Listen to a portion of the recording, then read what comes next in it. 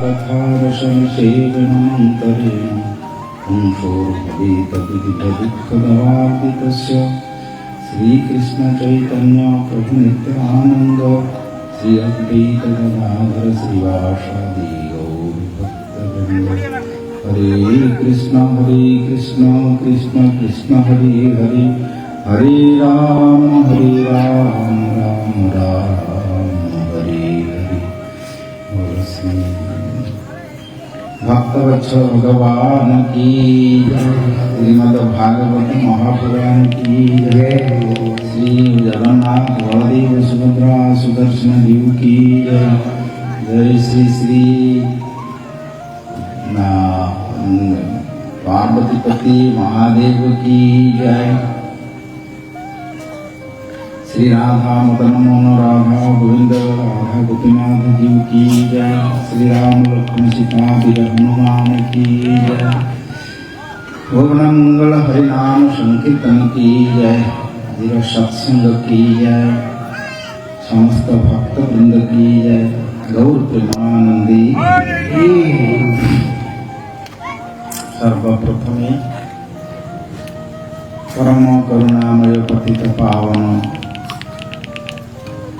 श्री गुरुपाद पद्मनित्या वैष्णव विष्णुपाद स्तोत्र महाराज चरण कमले साष्टांग प्रणिपात पूर्वक हित की कृपा भिक्षा करुछि तथा समस्त शिक्षा गुरु परंपरा आचार्य वृंद पार्षद भक्तिनाथ ठाकुर प्रभुपाद एवं परंपरा आचार्य वृंद समस्त चरण साष्टांग प्रणिपात आंब मान उत्पत्ति कृपा करी ये मायामय संसार अनित्य संसार आंब मान नित्य सत्य एवं अमृतमय ज्योतिर्मय से परम धाम भगवान वैकुंठ धाम जो आम मान सृष्टि से आत्मार सृष्टि से स्थान को पुनः आमे माने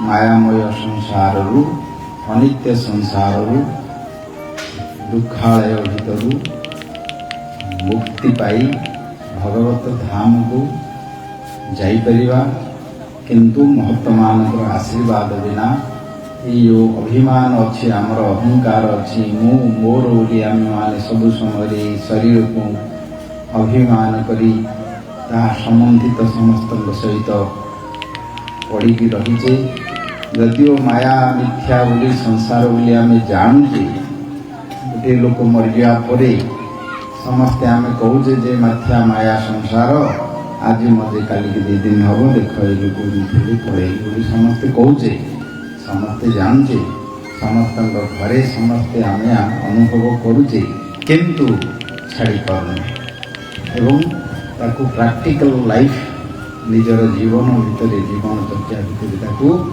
आम करने से मुक्ति पाई पाने ये गोटे हूँ मनुष्य जीवन सबुठ बड़ समस्या।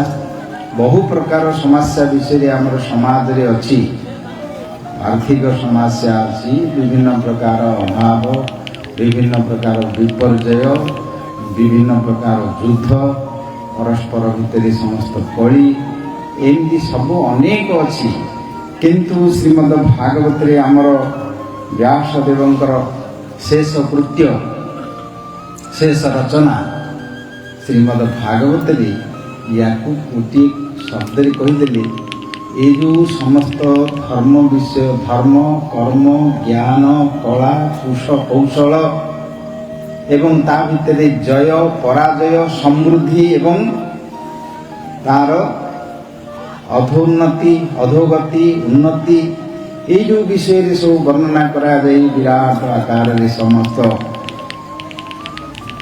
विद्यालय मान खोल आलोचना कहले ये समस्त माया रचित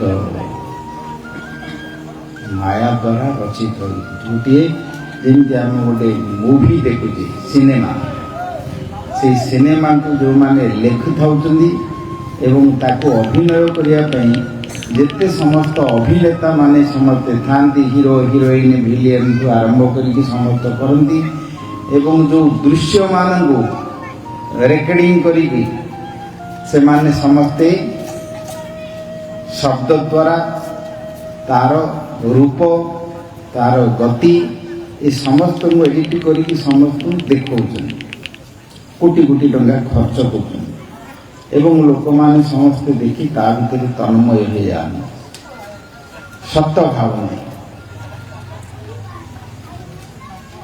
से जो माने देखुचंदी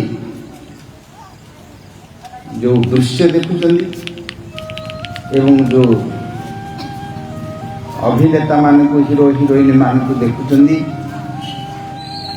तापर गोटे स्टोरी देखुचंदी तांकर चरित्र को परिवेषण करचंदी से चरित्र रे तांकर नायक प्रतिनायक नायिका सहायक प्रतिद्वंदी ता भितर पुणी हास्यरस कॉमेडी ट्रेजेडी रोमांटिक सब ता भितर रखी गोटे सिनेमा तैयारी करछन गोटे मूवी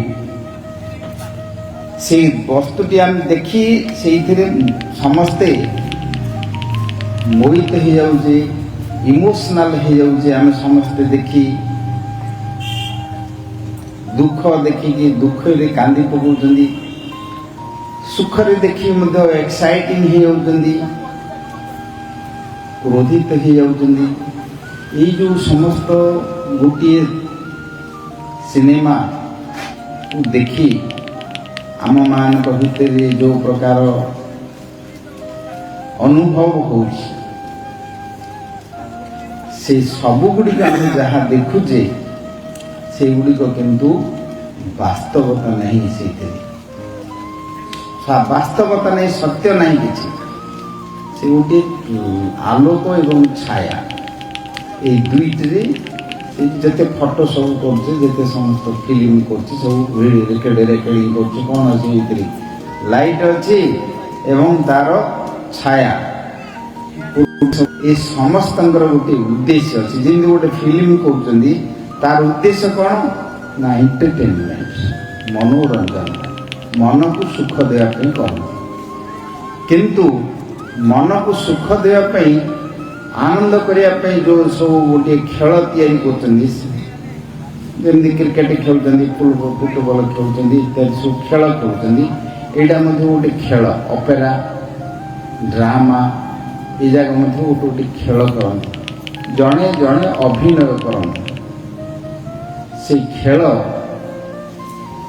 जमी गोटे क्रिकेट खेल देखुं विराट पेंडेल कर सरकार केते कोटी कोटी टंका से खर्च कर व्यय कर समस्ते गोटे बॉल टाक देखुं से बॉल टाक गोटे बाड़ी पिटुंट आसी जदि बाजू बाजू बाजिगला जदि पड़ेगा बोले एम हृदय मत ता ऊपर पड़ोच एते ता भीतर अभिनिवेश हो जाउछंदी देश देश भितर केते कौन हो देखियो कौन कर जिनस कौन गोटे बॉल धरिकी खेल फोपाड़ुं बाजिले गोटे बाउंड्री कर पड़े सी है जय से जदि धरदेला सी है पराजय सी है हारीगला सी है जीणीगला ये संसार सब एमती बुझे गोटे तत्व आकार बुझापी ये संसार लाइफ आमर जो अच्छी जीवन मनुष्य जीवन से मनुष्य जीवन रे तार जो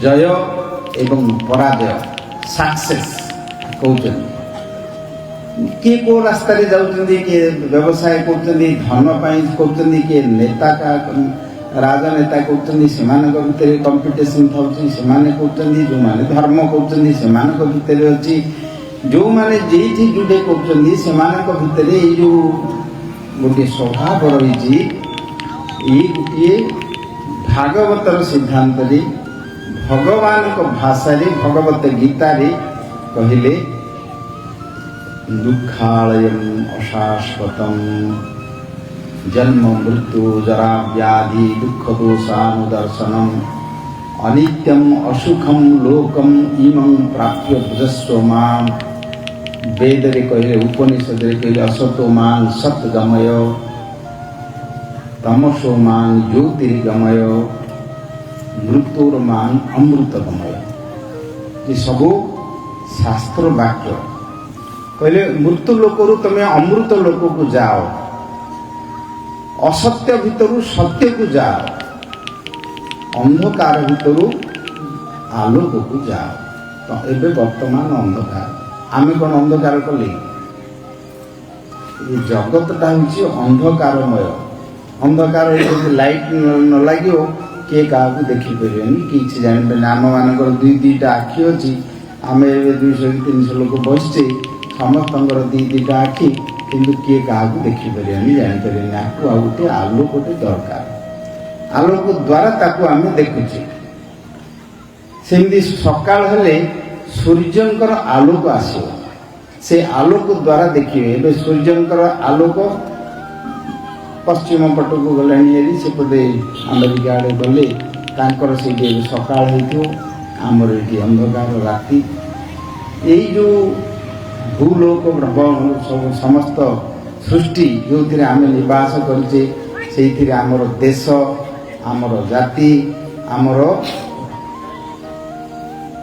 अभिमान अच्छी आम मानकर जो उपाधि अच्छी कर्मर उपाधि अच्छी या आम जो समस्त जीवन आम करुचे किंतु तार भीतर वास्तवता कौन अच्छी वेद्यं वास्तव वस्तु शिवदम तापत्रयोन मूलनम वास्तव सत्य कौन अच्छी से विषय आमर शास्त्र रे बहुत आलोचना करी आम मान को कृपा करी ये समस्त ज्ञान आमको देइछन्ति स्वयं भगवान स्वयं कर्ता जे सृष्टिकर्ता सी देइछन्ति एइटी होछि आम मानकर सौभाग्य आम एई भारत वर्ष रे जो ज्ञान को ऋषि मुनि माने अनादि काल आचरण करी से पेट पोषिया पाठ पढ़िया विद्या नथिला जे जार बापा माँ ठारू तांकर जीविका शिखुले से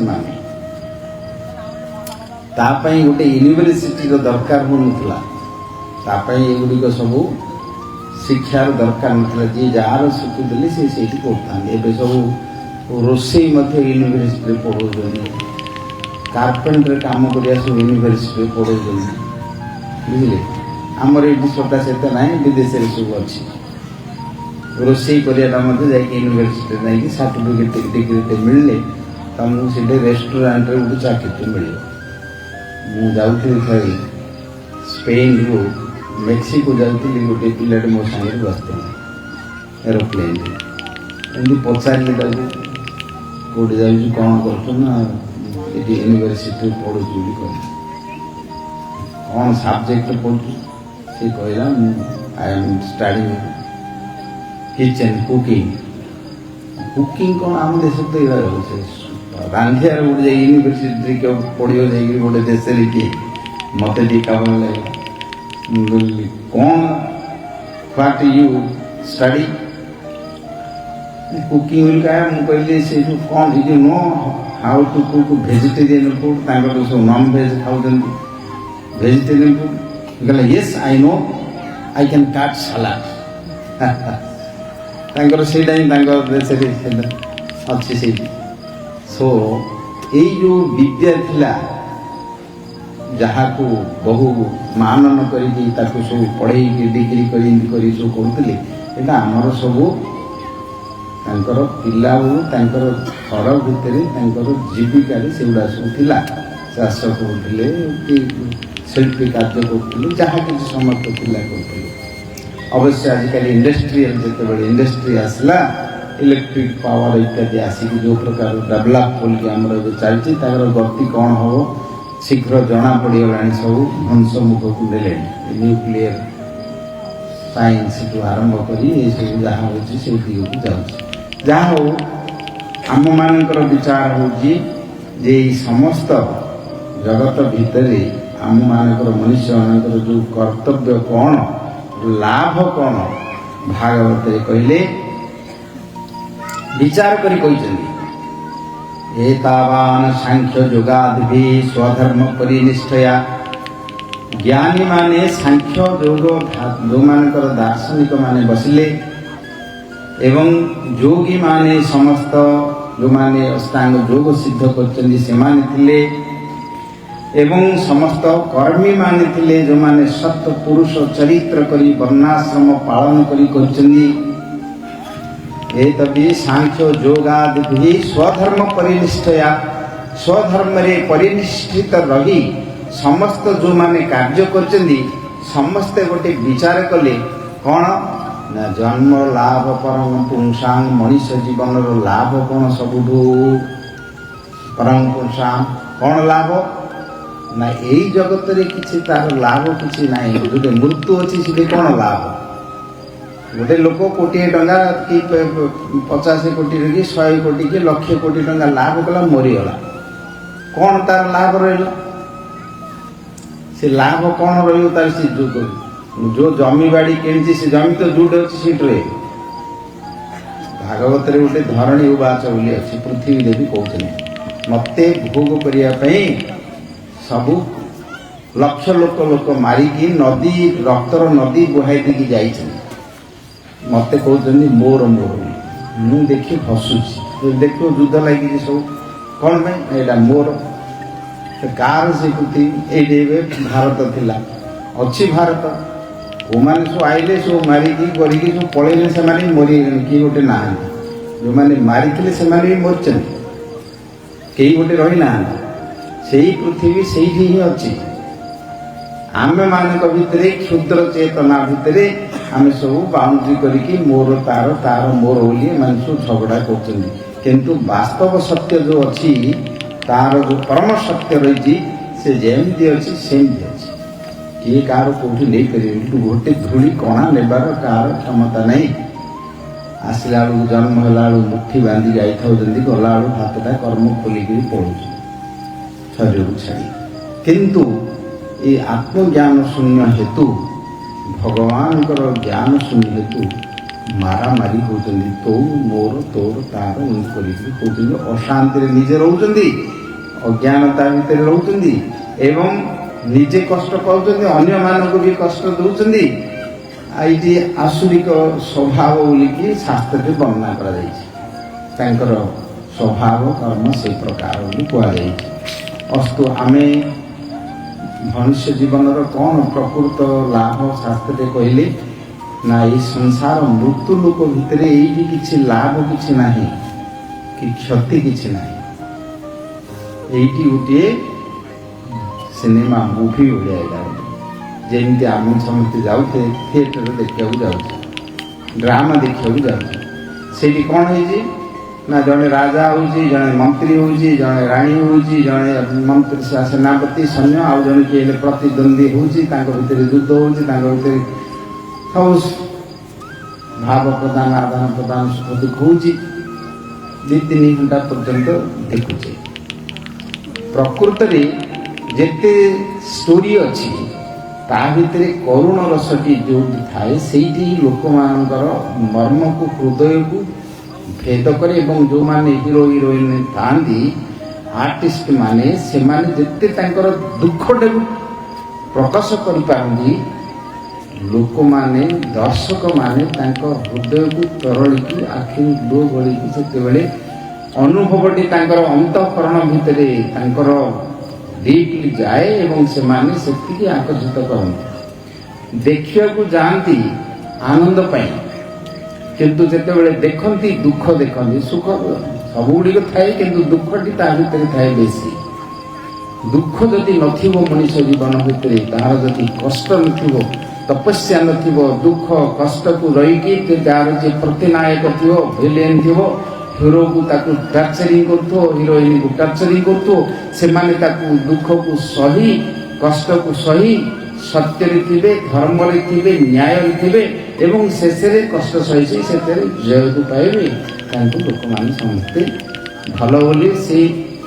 स्टोरी को ही भल पाइबे लोक मैंने आप्रिसीएट करेंगे खाली हसियापी 5 मिनिट हसिले शेष हास्य रस केते समय देखिए 2 मिनिट भितर हास्य शेष किंतु दुखटी ता भीतर थाए जो माने जाती दर्शन कर देखुं से माने सब पैसा दियंती एवं जाइकी देखती कौन पे आनंद पाई देखती किंतु प्रकृत में जिते देखती ସେତେବେଳେ ଆନନ୍ଦ ସବୁ ଦେଖୁନାହାନ୍ତି, ଦୁଃଖ ଦେଖୁଛନ୍ତି ଏବଂ ସେ ଦୁଃଖରେ ଏମାନେ ବି ଭାଙ୍ଗି ପଡ଼ୁଛନ୍ତି, ଦୁଃଖୀ ହେଇଯାଉଛନ୍ତି, ଆଖିରୁ ବି ଲୁହ ଗଡ଼ୁଛନ୍ତି।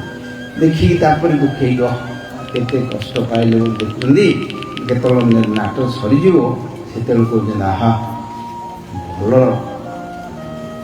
ଅଭିନେତା ମାନେ ଥିଲେ ଆଉ ଲୋକମାନଙ୍କୁ ସବୁ କନ୍ଦେଇ ଦେଲେ ବୋଲି ସେମାନେ ତାକୁ ଆପ୍ରିସିଏଟ୍ କରୁଛନ୍ତି ଏବଂ ଆଉଥରେ ଆସିବା ପାଇଁ ଆଉଥରେ ମନେ କରୁଛନ୍ତି, କାନ୍ଦିବା ପାଇଁ। ଗୋଟେ ବୁଝଉଛି ଆମେ ସଂସାରଟା କ'ଣ ତତ୍ତ୍ୱଟି, ଏଟାକୁ ପରୋକ୍ଷ ଭାବରେ ଉଦାହରଣ ଦେଇକି ବୁଝଉଛି। ଯେତେବେଳେ ସେମାନେ ଦେଖୁଛନ୍ତି, କାନ୍ଦୁଛନ୍ତି ଏବଂ ସେଇଥିରେ ଅଭିଭୂତ ହେଇଯାଉଛନ୍ତି, ବାସ୍ତବରେ ଯାଉଥିଲେ ସୁଖ ପାଇଁ କିନ୍ତୁ ପାଇଲେ ସେଇଠି ଦୁଃଖ। କିନ୍ତୁ ସେଇ ଦୁଃଖଟା ଯେତେବେଳେ ଡ୍ରାମା ଶେଷ ହେଇଗଲା ସେତେବେଳେ ପାଉଛନ୍ତି ସୁଖ। କହୁଛନ୍ତି ଭଲ ଡ୍ରାମା କଲେ, ସମସ୍ତଙ୍କୁ କନ୍ଦେଇ ଦେଲେ, ତ ତମେ କାନ୍ଦୁଥିଲ ଯାଇକି ଆଉ ସୁଖ ପାଇଲ କେମିତି? ପଇସା ଦେଇକି ଯାଇଥିଲ, ସୁଖ ପାଇଁ ଯାଉଥିଲ, କାନ୍ଦୁଲ ସେଇଠି। କାନ୍ଦି ସାରିବା ପରେ କହୁଛନ୍ତି ବଢ଼ିଆ ଡ୍ରାମା ହେଲା, ଆଉଥରେ ଆସିବ ପଇସା ଦେଇ ଆଉଥରେ କାନ୍ଦିବ। ଯେତିକି ଷ୍ଟୋରି ଦେଖିବ, ସବୁ ଚରିତ୍ର ଦେଖିବ, ସବୁଥିରେ ସେମିତି। ଯେତେ ବଡ଼ ମନୀଷୀମାନେ ହେଇଛନ୍ତି, ଭକ୍ତମାନଙ୍କର ଚରିତ୍ର କଥା ପୁରାଣ ପୃଷ୍ଠାରେ ଦେଖନ୍ତୁ, କିମ୍ବା ବର୍ତ୍ତମାନ ମଧ୍ୟ ଯିଏ ଯେଉଁ ସ୍ଥାନରେ ପୁରୁଷମାନେ ଅଛନ୍ତି, ମଣିଷମାନେ ଚେଷ୍ଟା କରୁଛନ୍ତି, ପରିଶ୍ରମ କରୁଛନ୍ତି, ତ୍ୟାଗ କରୁଛନ୍ତି ଏବଂ ସେମାନେ ଦୁଃଖକୁ ପାଉଛନ୍ତି, ସେଇ ଦୁଃଖ ହିଁ ତାଙ୍କର ପରମ ସୁଖ ରୂପରେ ପରିଣତ ହେଇକି ଅଛି। ସେଥିପାଇଁ ଏ ସଂସାର କ'ଣ ଏ ବିଷୟରେ ବହୁ ପ୍ରକାର ତାଙ୍କୁ ବୁଝେଇଛନ୍ତି। ତାକୁ କି ପ୍ରକାର ସମାଧାନ କରିକି ଯିବା, ସେଥିପାଇଁ ଶେଷରେ କହିଲେ ଅନ୍ତେ ନାରାୟଣ ସ୍ମୃତି ଜନ୍ମଲାଭ ପରମ ପୁଂସାମ୍। କହିଲେ ନରଦେହ, ଆ ନାଁ ହେଉଛି ନରଦେହ। କାହିଁକି ନରଦେହ ହେଇଛି ନା ଇଏ ନାରାୟଣଙ୍କ ଠାରୁ ଆସିଛି। ନାରାୟଣଙ୍କ ଠାରୁ ସିଏ ହିଁ ମନୁ ରୂପରେ ଆସିଲେ ଏବଂ ମନୁଙ୍କର ନାମରେ ମାନବ ହେଲା, ମନୁଷ୍ୟ ହେଲା। ଆମମାନେ ଯେମିତି ମଣିଷ ବୋଲି ଆମକୁ କହୁଛେ, ମାନବ ବୋଲି କହୁଛେ, ଇଂଲିଶରେ ମଧ୍ୟ ମ୍ୟାନ୍ ବୋଲିକିରି କହୁଛନ୍ତି, ୱୁମେନ୍ ବୋଲି କହୁଛନ୍ତି। ଏମିତି ସବୁ ଭାଷାରେ ଦେଖିବେ, ଲାଟିନ୍ ଭାଷାରେ ଦେଖନ୍ତୁ, ସଂସ୍କୃତ ଭାଷାରେ ଦେଖନ୍ତୁ, କିମ୍ବା କୌଣସି ଇଂଲିଶ ଭାଷାଠୁ ଅନ୍ୟ ଭାଷା ଦେଖିବେ, ମନୁଙ୍କ ସହିତ ନାମଟି ଥିବାରୁ ଆମକୁ ମ୍ୟାନ୍, ମନୁ, ମାନବ, ମନୁଷ୍ୟ ଇତ୍ୟାଦି କୁହାଯାଉଛି ଏବଂ ତାଙ୍କର ବଂଶରୁ ଆମେମାନେ ଆସିଛେ। ଭାଗବତ ସିଦ୍ଧାନ୍ତ ଆମର ଆଜିକାଲି ଯେଉଁ ସ୍କୁଲ କଲେଜରେ ପଢ଼ୁଛନ୍ତି, ଚାର୍ଲସ ଡାରୱିନଙ୍କର ଇଭଲ୍ୟୁସନ୍ ଥିଓରି ଭିତରେ ମାଙ୍କଡ଼ଠୁ ମନୁଷ୍ୟ ହେଲେ ବୋଲି ଯେଉଁଟା କହୁଛନ୍ତି, ସେଇଟା ସୃଷ୍ଟି କ୍ରମଟା ତିଆରି ହେଇଛି ସେ ପ୍ରକାର। କାହିଁକିନା ସୃଷ୍ଟିରେ ଯେଉଁ ତିଆରି ହେଇଛନ୍ତି 84 ଲକ୍ଷ ପ୍ରକାର ଜନ୍ମ, ତାହା ଭିତରେ ଜଳଚର ହେଲେ, ତାପରେ ବୃକ୍ଷଲତା ହେଲେ, ତାପରେ ପକ୍ଷୀ ହେଲେ, ତା ଭିତରୁ କୀଟମାନ ହେଲେ, ପଶୁ ହେଲେ, ତାପରେ ମନୁଷ୍ୟ ଇତ୍ୟାଦି ସମସ୍ତ କଥା ବର୍ଣ୍ଣନା କରେ। କିନ୍ତୁ ମାଙ୍କଡ଼ ଯାଇକି ମନୁଷ୍ୟ ହେଲେ ସେଇଟା ନାହିଁ, ସେଇଟା ଭୁଲ। ଏବେ ପରୀକ୍ଷା ବି କଲେ ବି କୌଣସି ମାଙ୍କଡ଼ ମନୁଷ୍ୟ ହେଉନାହାନ୍ତି। ତାଙ୍କର DNA ତିଆରି କରି ଦେଖିଲେ 1000 ବର୍ଷ ପୂର୍ବରୁ ଯେଉଁ ପ୍ରକାର ବାପା ମାଙ୍କର ଆସୁଛି ସେଇ ପ୍ରକାର, ସେଇ ଅନୁସାରେ ସେମାନେ ତିଆରି ଯାଉଛନ୍ତି। ଅସ୍ତୁ ଭାଗବତଙ୍କର ସିଦ୍ଧାନ୍ତ ଏ କଥା ଅଛି। ଯେଉଁ ମନୁଷ୍ୟମାନଙ୍କୁ ଭଗବାନ ତିଆରି କରି ଆମମାନଙ୍କୁ ଦେଲେ, ଏଇଠି ପ୍ରଥମରୁ ପଶୁପକ୍ଷୀମାନଙ୍କର, ଇତରମାନଙ୍କ ସମସ୍ତଙ୍କର ତାଙ୍କର ଯେଉଁ ଇନ୍ଦ୍ରିୟ ତିଆରି ହେଇଛି, ସେଗୁଡ଼ିକ ସେମାନେ ଏ ବସ୍ତୁକୁ ଦେଖି ଶୁଣି ଜାଣି ତାଙ୍କର କେଉଁଟା ଲାଭ ହେବ, କ'ଣ ତାଙ୍କର ଉଚିତ, ସେଇଟାକୁ ଜାଣନ୍ତି ଏବଂ ସେମାନେ ସେଇ ଜିନିଷକୁ ଖାଆନ୍ତି, ତାକୁ ସେମାନେ ବ୍ୟବହାର କରନ୍ତି। ତାଙ୍କୁ କିଏ ସ୍କୁଲ, କଲେଜ, ୟୁନିଭର୍ସିଟି ଯିବାକୁ ଦରକାର ପଡ଼େନି, କି ତାଙ୍କୁ ଶିକ୍ଷା ଦେବାକୁ ପଡ଼େନି। ନିଆଁଟି ଅଛି ଦେଖିବେ, ବିଲେଇ ପିଲାଟି କୁକୁର ପିଲାଟିକି ଛାଡ଼ନ୍ତୁ, ସେ ନିଆଁକୁ ଯିବନି, ପଡ଼ିବନି। ସେଠି ମଣିଷ ପିଲାଟି ଛାଡ଼ନ୍ତୁ, ସେ ନିଆଁରେ ପଡ଼ି ମରିଯିବ। ଛାତ ଉପରକୁ ନିଅନ୍ତୁ, ବିଲେଇ କୁକୁର ପିଲାଟିକି ଛାଡ଼ନ୍ତୁ, ସେମାନେ ପଡ଼ିବେନି, ମଣିଷ ପିଲାଟି ଛାଡ଼ନ୍ତୁ, ପଡ଼ି ମରିଯିବ। ଔଷଧ ପତ୍ର ଦରକାର ହେଲେ ସେମାନେ କେଉଁ ଲ୍ୟାବୋରେଟୋରୀକି ଯିବା ଦରକାର ନାହିଁ, କି କୌଣସି ରିସର୍ଚ୍ଚ କରିବା ଦରକାର ନାହିଁ। ନାକରେ ଶୁଙ୍ଘିଦେବେ, ତାଙ୍କର ଔଷଧ ଖାଇଦେଇ ସେମାନେ ଭଲ ହେଇଯାଉଛନ୍ତି। ମଣିଷ କିନ୍ତୁ ତା ହାତରେ ସେଇ କଥା ନାହିଁ। ଜନ୍ମରୁ ତ କିଛି ନଥାଉଛି, କେବଳ କାନ୍ଦିବାଟେ ହିଁ ଶବ୍ଦ ବ୍ୟତିକ୍ରମ କରୁଥାଏ। ତାପରେ ମାତା ପିତାଙ୍କର ସ୍ନେହରେ ସେ ପଢ଼ି ତାକୁ ଶିକ୍ଷା ଦିଅନ୍ତି। ଶିଖାନ୍ତି କାହା ଦ୍ୱାରା ନା ଶୁଣିବା ଦ୍ୱାରା, କଥା ଦ୍ୱାରା ତାକୁ ଧୀରେ ଧୀରେ ତୋର ନାକ କୋଉଟା, କାନ କୋଉଟା, ଆଖି କୋଉଟା, ଗାଁ କ'ଣ, ନାଁ କ'ଣ, ଏ ଯାକ ସବୁ ଶିଖାନ୍ତି। ଯେଉଁ ଶବ୍ଦ ଭାଷା ଦ୍ୱାରା ଶିଖାନ୍ତି, ଓଡ଼ିଆ କି ଇଂଲିଶ କି ତେଲୁଗୁ କି ବଙ୍ଗାଳୀ, ସେଇ ଭାଷା ଦ୍ୱାରା ସେଇ ଶବ୍ଦ ଦ୍ୱାରା ତାର ମନରେ ରେକର୍ଡିଂ ହେଉଛି, ସ୍ମୃତିରେ ରହୁଛି ଏବଂ ତାର ଜିହ୍ବା ଦ୍ୱାରା କହିବାକୁ ଚେଷ୍ଟା କରୁଛି। ୟାକୁ ଭାଗବତରେ କହିଲେ ଶ୍ରବଣ, କୀର୍ତ୍ତନ, ସ୍ମରଣ। ଏ ତିନିଟି, ଗୋଟିଏ ଶୁଣିବ, କହିବ, ସ୍ମରଣ, ସ୍ମୃତି। ଏଇ ତିନିଟି ଦ୍ୱାରା ମଣିଷ ଶରୀର ତାର ବଢ଼ୁଛି। ଯାହାର କର୍ଣ୍ଣ ଇନ୍ଦ୍ରିୟ ନାହିଁ, ଶୁଣିବା ଇନ୍ଦ୍ରିୟଟି ନାହିଁ, ପିଲାବେଳୁ ଯଦି କାଲା ହେଇଥିବ ଦେଖିବ ସେ କଥା ବି କହିପାରୁନଥିବ, ତାର ମସ୍ତିଷ୍କ ବି କାମ କରୁନଥିବ। ଯେଉଁଗୁଡ଼ିକ ଜନ୍ମଗତ କାଲା ଥିବେ। କେବଳ ଗୋଟିଏ ଇନ୍ଦ୍ରିୟ ରହିଛି କର୍ଣ୍ଣ, ସେ କର୍ଣ୍ଣ ଦ୍ୱାର ଏବଂ ସେ କର୍ଣ୍ଣ ଦ୍ୱାରା ହିଁ ସେମାନେ ଗୁରୁଦ୍ୱାର ବୋଲି ତାକୁ ସେଥିପାଇଁ କୁହାଯାଏ। ପ୍ରଥମରେ ମାତା ଗୁରୁ, ପିତା ଗୁରୁ କ'ଣ ଶିଖାଉଛନ୍ତି? ସେଇଟା ଖାନା, ସେଇଟା ଧରନା, ସେଇଠିକି ଯାନା, ସେଇଠି କରନା, ନାଇଁ ନାଇଁ ନାଇଁ ନାଇଁ କଥା ଶିଖାଉଛି। କେମିତି ଶିଖାଉଛି ନା କମାଣ୍ଡିଂ। କମାଣ୍ଡିଂ କ'ଣ? ଜୋରିକିରି କହିବେ, ତାକୁ ଧୀରେ କହିବେ, ତୁ ଯା ନା ସେଇଠିକି, ତୁ ଖା ନା ସେଇଠି, ବେଳ ସେ ଖାଇଦେଇଥିବ। ତାକୁ କମାଣ୍ଡିଂ କରିବାର ଅଛି। ତାକୁ କହନ୍ତି ଗୁରୁର ବାକ୍ୟ, ଗୁରୁର ଆଜ୍ଞା ବୋଲି କହନ୍ତି। କମାଣ୍ଡିଂ, ଯା ନା ସେଇଠିକି, ଧରନା ସେଇଠି, ପାଟି କରି କହିବାର ଅଛି। କହିଲେ ପିଲାର ତ ଅଜ୍ଞାନ, ସେ ତ କିଛି ଜାଣିନି। ତାକୁ ଯଦି ଧୀରେ କହିବ ସେ କିଛି ବୁଝିବନି, ଜାଣିବନି।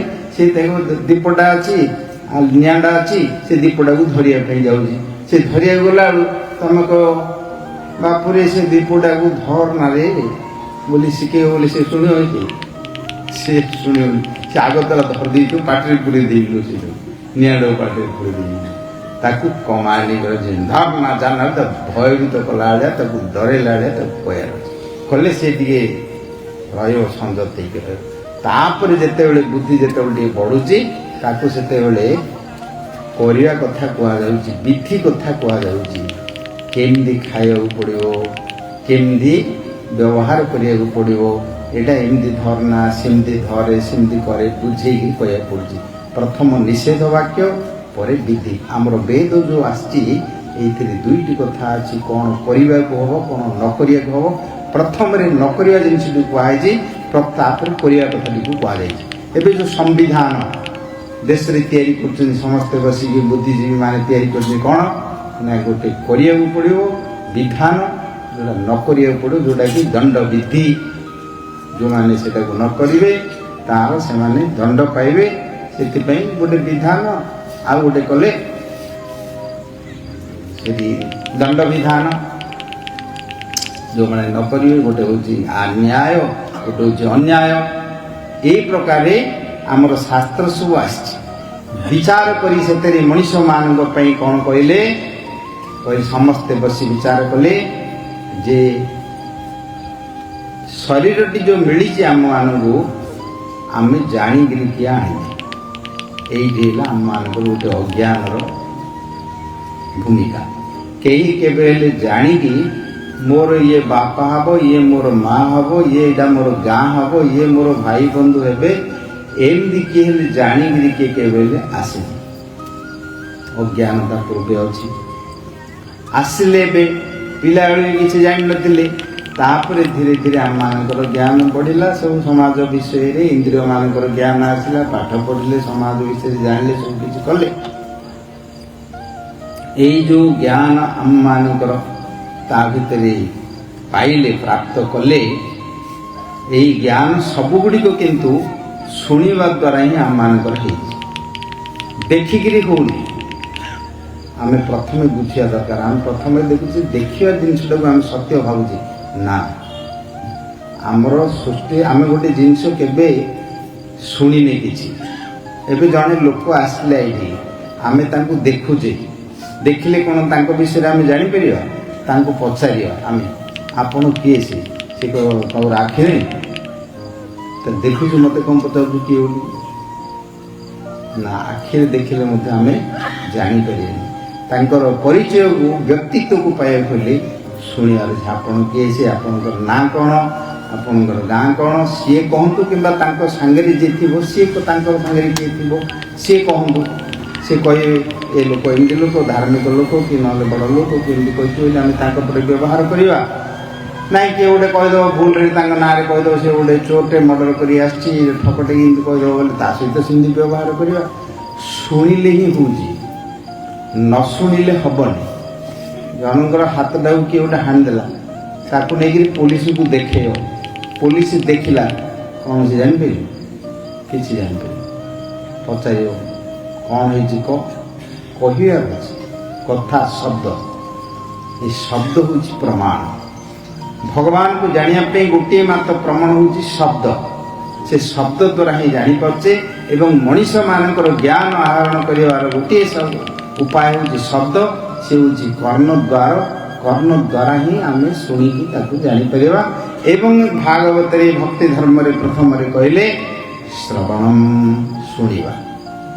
ଆଚ୍ଛା, ମନେ ରଖନ୍ତୁ ଏଗୁଡ଼ିକ ସବୁ ଆମମାନଙ୍କର ଜୀବନ ଭିତରେ ଅନୁଭବ କଥା ଏବଂ ପାରମାର୍ଥିକ କଥା, ଶାସ୍ତ୍ର କଥା ସେଇଗୁଡ଼ିକ ରହିଛି। ସେଥିପାଇଁ ଆମର ପ୍ରମାଣ ହେଉଛନ୍ତି ଶ୍ରୁତି ପ୍ରମାଣ। ବେଦ ପ୍ରମେଦ କ'ଣ? ସେ ତ ସବୁ ରଚନା ଶାସ୍ତ୍ର କଥା, ତାକୁ ଶୁଣିବା କଥା ହିଁ। ଶୁଣିଲେ ହିଁ ଆମେ ଜାଣିପାରିବା, ନ ଶୁଣିଲେ ଜାଣିପାରିବାନି କିଛି। ସେଥିପାଇଁ ଆଉ ଗୋଟିଏ କଥା ଶୁଣନ୍ତୁ। ପିଲାଟି ଜନ୍ମ ହେଲା ପରେ ଏଇ ଯେଉଁ ପିଲା ଯାହା ସବୁ ଖେଳୁଛନ୍ତି, ରାତିରେ ଶୋଇବେ, ତାଙ୍କୁ ଖେଳୁଥିବେ। ଯେତେବେଳେ ବଢ଼ିବ ପିଲାମାନଙ୍କର ଅଙ୍ଗ ପ୍ରତ୍ୟଙ୍ଗ, ଯେତେବେଳେ ଇନ୍ଦ୍ରିୟ ଯାକ ବଢ଼ିବ, ସେ ଗୋଡ଼ ହାତ ତାର ସବୁ ଖାଲି ସବୁ ସମୟରେ ଡେଇବ, ଖେଳିବ, ବୋଲିଲେ ତାର ବୃଦ୍ଧି ହେବ, ଶରୀରଟା ଟାଣ ହେବ। ବସିଲେ ତ ହେବନି, ଶରୀରଟା ଅଙ୍ଗଟା ବଢ଼ିବ କେମିତି? ସେଥିପାଇଁ ସେମାନେ ଖେଳିବେ, ବୁଲିବେ, ଡେଇବେ। ତାଙ୍କୁ କହ ବସ ବୋଇଲେ ବସେଇବେ। ଆମେ ମଧ୍ୟ ସେମିତି ଆମ ସମୟରେ ଆମେ ମଧ୍ୟ ସେମିତି କରୁଥିଲେ। ଏବେ ଯେଉଁମାନେ ବୁଢ଼ା ହେଇଗଲେଣି ତାଙ୍କେ ମଧ୍ୟ ପିଲାବେଳେ ଏମିତି ଖେଳୁଥିଲେ। ଆଉ ଯେଉଁ ଜାଗାରେ ଏବେ ଖେଳୁଛନ୍ତି ତାଙ୍କେ ମଧ୍ୟ ବୁଢ଼ା ହେଇଯିବେ। ବୁଢ଼ା ହେଇଗଲେ ତାଙ୍କୁ ଉଠେ ବସେଇଲେ ତାଙ୍କେ ମଧ୍ୟ ଉଠି ପାରିବେନି, ବସିପାରିବେନି। ସେଇ ଶରୀର ଏକା। ଶରୀର ଦ୍ୱାରା ହିଁ ଆମେ ସବୁ ଅନୁଭବ କରିକି ଜାଣିପାରିବା। ଏ ଶରୀର ଭିତରେ ସମସ୍ତ ଜ୍ଞାନ, ସମସ୍ତ ସମ୍ବନ୍ଧ ସବୁ ରହିଛି। ପିଣ୍ଡ ବ୍ରହ୍ମାଣ୍ଡ ଏକମତ, ଜାଣନ୍ତି ସୁଜ୍ଞାନୀ ପଣ୍ଡିତ, ଏ ସମସ୍ତ ତା ଭିତରେ ରହିଛି। ତ ପିଲାଟି ଯେତେବେଳେ ଛୋଟ ପିଲାଟି ଯେତେବେଳେ ଖେଳୁଛି ବୁଲୁଛି, ସେତେବେଳେ ତାଙ୍କୁ କହିବ ଗୋଟେ କଥା କହିବି ଶୁଣ। ତାଙ୍କୁ କହିବ, ପିଲାମାନେ ଦେଖିବ କଥା କହିବ ବୋଲି ସବୁ ପଳାଇବେ, ଏକଦମ ହାତ ଗୋଡ଼ ବନ୍ଦ କରିକି କାନ ଦେଇକି ଶୁଣିବେ। କେଉଁ କଥା କହିବ ନା, ତାଙ୍କୁ ଗୋଟେ ଷ୍ଟୋରି କହିବାର ଅଛି। ତମେ କହିବ ସାଂଖ୍ୟ ଯୋଗ କହିବ, ତାଙ୍କୁ ଦର୍ଶନ ଶାସ୍ତ୍ର କହିବ, ମନ ଏମିତି, ବୁଦ୍ଧି ଏମିତି, ଇନ୍ଦ୍ରିୟ ଏମିତି, ଜନ୍ମ ମୃତ୍ୟୁ ଏମିତି କହିଲେ ସେମାନେ କ'ଣ ଶୁଣିବେ? କିଛି ବୁଝେନି। ଗୋଟେ କ'ଣ ହେଲେ ଗୋଟେ କଥାଟେ ଷ୍ଟୋରି, ରାଜା ଲାଗିଥିଲେ କି ରାଣୀ ଥିଲେ କି ଭୂତ ଥିଲା କି ପ୍ରେତ ଥିଲା କି କ'ଣ ଗୋଟେ ଷ୍ଟୋରି ଗୋଟେ କହିବାର। ଷ୍ଟୋରିର ଅର୍ଥ କ'ଣ ନା, ଗୋଟେ ପରେ ଗୋଟେ କ'ଣ ହେଉଛି କ୍ରମ, ତାର କାର୍ଯ୍ୟ ଚରିତ୍ର। ଗୋଟେ ପରେ କ'ଣ ହେଲା, ତା ସାଙ୍ଗରେ ଆଉ କ'ଣ ହେଲା, ତାପରେ ଆଉ କ'ଣ ହେଲା, ଏ କଥା ପୁନଃ ପୁନଃ ସେ ଶୁଣୁଥିବ। ସେ ଶୁଣିଲେ ଦେଖିବ ତାକୁ କହନ୍ତି ଚରିତ୍ର। ଭଗବାନଙ୍କର ଚରିତ୍ର ବୋଲି କୁହାଯାଏ। ଗୋଟେ ପରେ ଗୋଟେ କ'ଣ ହେଉଛି, ଏଇ ଯେଉଁ ଚରିତ୍ର ଷ୍ଟୋରି କୁହାଯାଉଛି। ୟାକୁ ଯେତେବେଳେ ପିଲାଟିକୁ ଦେଖିବ କହିବ, ସେ ଶୁଣିବ ଶୁଣିବ ଶୋଇପଡ଼ିବ, ଶୁଣିବ ଶୁଣିବ ଶୋଇପଡ଼ିବ। ଅନ୍ୟ କୌଣସି ଉପାୟରେ ତାକୁ ତମେ ବନ୍ଧେଇବ, ତାକୁ ଶାନ୍ତ କରିପାରିବନି। ତାଙ୍କୁ ଶୁଣିଲେ ଶାନ୍ତ। କାହିଁକି ନା, ଏଇ ଯେଉଁ ଶ୍ରବଣ ଇନ୍ଦ୍ରିୟ ଅଛି, ୟାର ସିଧା ମନକୁ, ବୁଦ୍ଧିକୁ, ତାର ହୃଦୟ ସହିତ, ଇନ୍ଦ୍ରିୟମାନଙ୍କ ସହିତ ସର୍ବତ୍ର ବ୍ୟାପ କରିଦେଉଛି ଶରୀର ଭିତରେ। ସେଥିପାଇଁ ପିଲାବେଳୁ ତାଙ୍କର ସ୍ୱଭାବ ରହିଛି ଶୁଣିବା କଥା। କାହା କଥା ଶୁଣିବ? ଏବେ ଭଗବାନଙ୍କର କଥା ଯଦି ଶୁଣନ୍ତି, ସେଇ ବିଷୟରେ ତାଙ୍କର ଜ୍ଞାନ ହେବ, ସେ ଚରିତ୍ର ହେବ। ନାହିଁ ଯଦି ଆମେ କୌଣସି ଭୂତ ପ୍ରେତଙ୍କର କଥା ଶୁଣିବା, କି ସେ ଆଈ ମା ବୁଢ଼ୀ କାହାଣୀ ବୋଲି ସବୁ କାହାଣୀ, ସବୁ ଜନ ମାମୁଁ କାହାଣୀ ସବୁ ଶୁଣଉଛନ୍ତି। ଶୁଣେଇବାର ଏଇଠି ଗୋଟେ ଆମର ମଣିଷ ଜୀବନ ଭିତରେ ଏଇଠି ତାଙ୍କର ମନକୁ ରକ୍ଷା କରିବା ପାଇଁ ଲିଟରେଚର, ସାହିତ୍ୟ, ତା ପାଇଁ କେତେ କାବ୍ୟ କବିତା ସବୁ କବିମାନେ ସବୁ ଲେଖିକି ଯାଇ କରିଛନ୍ତି। ବ୍ୟାସଦେବ ମଧ୍ୟ, ଭଗବାନ ମଧ୍ୟ ଅବତୀର୍ଣ୍ଣ ନେଇକି ତାଙ୍କର ଚରିତ୍ର କଥା ମଧ୍ୟ ଶାସ୍ତ୍ର ଦେଇଛନ୍ତି। ଭାଗବତ, ଗୀତା, ପୁରାଣ, ମହାଭାରତ ଇତ୍ୟାଦି ସବୁ ମଧ୍ୟ ଅଛି ତା ଭିତରେ। କାହିଁକିନା ମଣିଷକୁ ଏଇଠି ଦରକାର। ମଣିଷ କେବଳ ଖାଇ ପିଇକି ସନ୍ତୁଷ୍ଟ ହେବନି। ପଶୁପକ୍ଷୀମାନଙ୍କର ଖାଇ ପିଇକି ସନ୍ତୁଷ୍ଟ ହେଇଯିବେ ସେମାନେ। ଏବେ ଗୋଟେ କୁକୁର ଥିବ କି ମାଙ୍କଡ଼ ଥିବ କି ଗୋଟେ ଗାଈ ଗୋରୁ ଥିବ, ତାକୁ ତମେ ମାନେ ଖାଇବାକୁ ଦେଇଦେଲେ ପରେ ତାକୁ ଆଣିକି ଫୁଲମାଳ ଦେବ, ଚନ୍ଦନ ଦେବ, ନମସ୍କାର କରି ଜୟ ହଉ ତମର ବୋଲି ନମସ୍କାର କଲେ ତାଙ୍କର କ'ଣ ଅଛି ତମକୁ ଆଶୀର୍ବାଦ କରିବେ? କିଛି ଦରକାର ନାହିଁ। ତାକୁ ସୁନା ହାରଟେ ନେଇକି ଫୁଲମାଳି ପକେଇଲେ କ'ଣ ହବ? ତାର କିଛି ନାହିଁ, ତମକୁ ଆଶୀର୍ବାଦ ଦେବେନି କି ଦେଲନି ବୋଲି ତାର ଦୁଃଖ କିଛି ନାହିଁ। ଖାଇବାକୁ ଗଣ୍ଡେ ଯଦି ମିଳିଲା, ପେଟଟା ଭରିଗଲା, ତାଙ୍କର ସନ୍ତୁଷ୍ଟ। ମଣିଷମାନଙ୍କର ସେଇଠି ନାହିଁ। ଆଙ୍କର ଅଭିମାନ ଅଛି, ଅହଙ୍କାର ଅଛି, ଆଙ୍କର ଯେଉଁ ମନ ଅଛି, ବୁଦ୍ଧି ଅଛି, ଭଗବାନ ଯେଉଁ ଦେଇଛନ୍ତି ସେ ଦିବ୍ୟ ଶକ୍ତି ଅଛି, ତାକୁ ଦରକାର ସମ୍ମାନ, ତାଙ୍କୁ ସ୍ତୁତି ଦରକାର, ତାଙ୍କୁ ପ୍ରଶଂସା ଦରକାର। ସେଇଥିପାଇଁ ତ ମଣିଷମାନେ ବେଶୀ ଝଗଡ଼ା କରୁଛନ୍ତି, ତା ପାଇଁ ପଡ଼ିଛନ୍ତି ସମସ୍ତେ। ଖାଇବା ପିଇବାରେ ତାଙ୍କର କୌଣସି ବିଶେଷ ଝଗଡ଼ା କରିବା ନାହିଁ। ପଶୁପକ୍ଷୀମାନଙ୍କର ଖାଇଲେ ତାଙ୍କର ପେଟ ସନ୍ତୁଷ୍ଟ, ତାଙ୍କର ସନ୍ତୁଷ୍ଟ ନାହିଁ। ମଣିଷମାନଙ୍କୁ ଭଗବାନଙ୍କର ଚରିତ୍ର କଥା ଯେ ପର୍ଯ୍ୟନ୍ତ ଶୁଣି ନାହାନ୍ତି, ତାଙ୍କର ନିଜର ସୃଷ୍ଟି କଥା, ଆତ୍ମାର କଥା ଶୁଣି ନାହାନ୍ତି, ଏମାନେ ମଧ୍ୟ କେତେ ଡେଭଲପ୍ କରନ୍ତୁ, କେତେ କୋଉଠି ରହନ୍ତୁ, ସନ୍ତୁଷ୍ଟ କେବେ ହେଇପାରିବେନି। ଏବଂ ପ୍ରକୃତ ମାନବର ଯେଉଁ ଦିବ୍ୟ ସୁଖ ରହିଛି, ଅକ୍ଷୟ ସୁଖ ରହିଛି, ବା ତାର ଯେଉଁ ସନାତନ ସ୍ୱରୂପ ସୁଖ ରହିଛି, ତାକୁ କେବେ ପାଇପାରିବ। କାହିଁକି ନା ଯେଉଁ ଆତ୍ମା ଅଛି ତାର ସିଏ ହେଉଛି ଅନଲିମିଟେଡ୍ ହ୍ୟାପିନେସ୍, ଅକ୍ଷୟ ସୁଖ ତାକୁ ଦରକାର। ଏ ସଂସାର ଭିତରେ ଯେତେ ସୁଖ ରହିଛି ଏଗୁଡ଼ାକ ସବୁ ଲିମିଟେଡ୍, ଟିକିଏ ସୁଖ ଆଉ ଅଧିକାଂଶ ଦୁଃଖ। ଯେତେ ସୁଖ ରହିଛି ସବୁ, ଗୋଟିଏ ତ ଭାଗବତରେ ଯଜାନ୍ତିଙ୍କର ଶ୍ଲୋକରେ କହିଲେ, ଗୋଟିଏ ଲୋକକୁ ଯଦି ସାରା ପୃଥିବୀର ଯେତେ ପ୍ରପର୍ଟି ଅଛି ତାକୁ ଦେବ, ଜମି, ଟଙ୍କା, ସୁନା, ରୂପା, ହୀରା, ଲୀଳା, ମୋତି, ମାଣିକ ଯେତେ ଅଛି ପୃଥିବୀଟା ଗୋଟେ ଲୋକକୁ ଦେବ, ପଶୁପକ୍ଷୀ ଯାକ ସବୁ ଦେବ, ଖାଇବା ପିଇବା ଜିନିଷ ସବୁ ଦେବ, ଯେତେ ସ୍ତ୍ରୀ ଅଛି ସମସ୍ତଙ୍କୁ ସବୁ ଯାକ ଗୋଟେ ଦେବ, ଯେତେ ପୁରୁଷ ଅଛି ଗୋଟେ ସ୍ତ୍ରୀକୁ ଦେବ, ତଥାପି ତାର ମନ ସନ୍ତୁଷ୍ଟ ହେବ ନାହିଁ। ଯତ୍ ପୃଥିବ୍ୟାଂ ଯବସି ସ୍ତ୍ରୀ ହିରଣ୍ୟ ପଶବ ସ୍ତ୍ରିୟ ନ ଦୁହନ୍ତି ମନଃ ପ୍ରୀତି ପୁଂସା କାମ ହତସ୍ୟତି। ସବୁ ଯାକ ପ୍ରପର୍ଟି ସଂସାରଟା ପାଇଲେ ମଧ୍ୟ ତାର ମନ କେବେ ସେଇଥିରେ ସନ୍ତୁଷ୍ଟ ହେବନି। କହିବ ସ୍ୱର୍ଗକୁ କିଏ ଯାଇକିରି ଆକ୍ରମଣ କରିବେ, ଚନ୍ଦ୍ର ଲୋକକୁ ଯିବି ବୋଲୁଛନ୍ତି, ଇଆଡ଼େ ପୃଥିବୀର ଅବସ୍ଥାକୁ ଖରାପ କରିବାକୁ ଗଲେଣି, ଏଇ କଥା ବୁଝାଣି। କିନ୍ତୁ ଚନ୍ଦ୍ର ଲୋକ ଯେଉଁ ମଙ୍ଗଳ ଗ୍ରହକୁ ଯେଉଁ ସୂର୍ଯ୍ୟ ଯାଇ କୁଆଡ଼େ କୁଆଡ଼େ ଯାଇକିରି କେତେବେଳେ ମରୁଛନ୍ତି, କୁଆଡ଼େ ପଡ଼ୁଛନ୍ତି। କାହିଁକି ନା ମନର ମନୁଷ୍ୟର ଏଇ ପ୍ରକାର ତାର ଯେଉଁ ବୁଦ୍ଧି ଅଛି, ଯେଉଁ ମନ ଅଛି, ତାର ଏଇ ସଂସାର ଭିତରେ ସିଏ ସନ୍ତୁଷ୍ଟ ହେବ ନାହିଁ। ତାହେଲେ କ'ଣ କରିବ ନା ଯଦୃଚ୍ଛାଲାଭ ସନ୍ତୁଷ୍ଟ ଦନ୍ଦାତୀତ ବିମର୍ଶନ, ତମର କର୍ମ ଅନୁସାରେ, ଭାଗ୍ୟ ଅନୁସାରେ ଯାହା ମିଳିଲା ସେଇଥିରେ ସନ୍ତୁଷ୍ଟ ହୁଅ।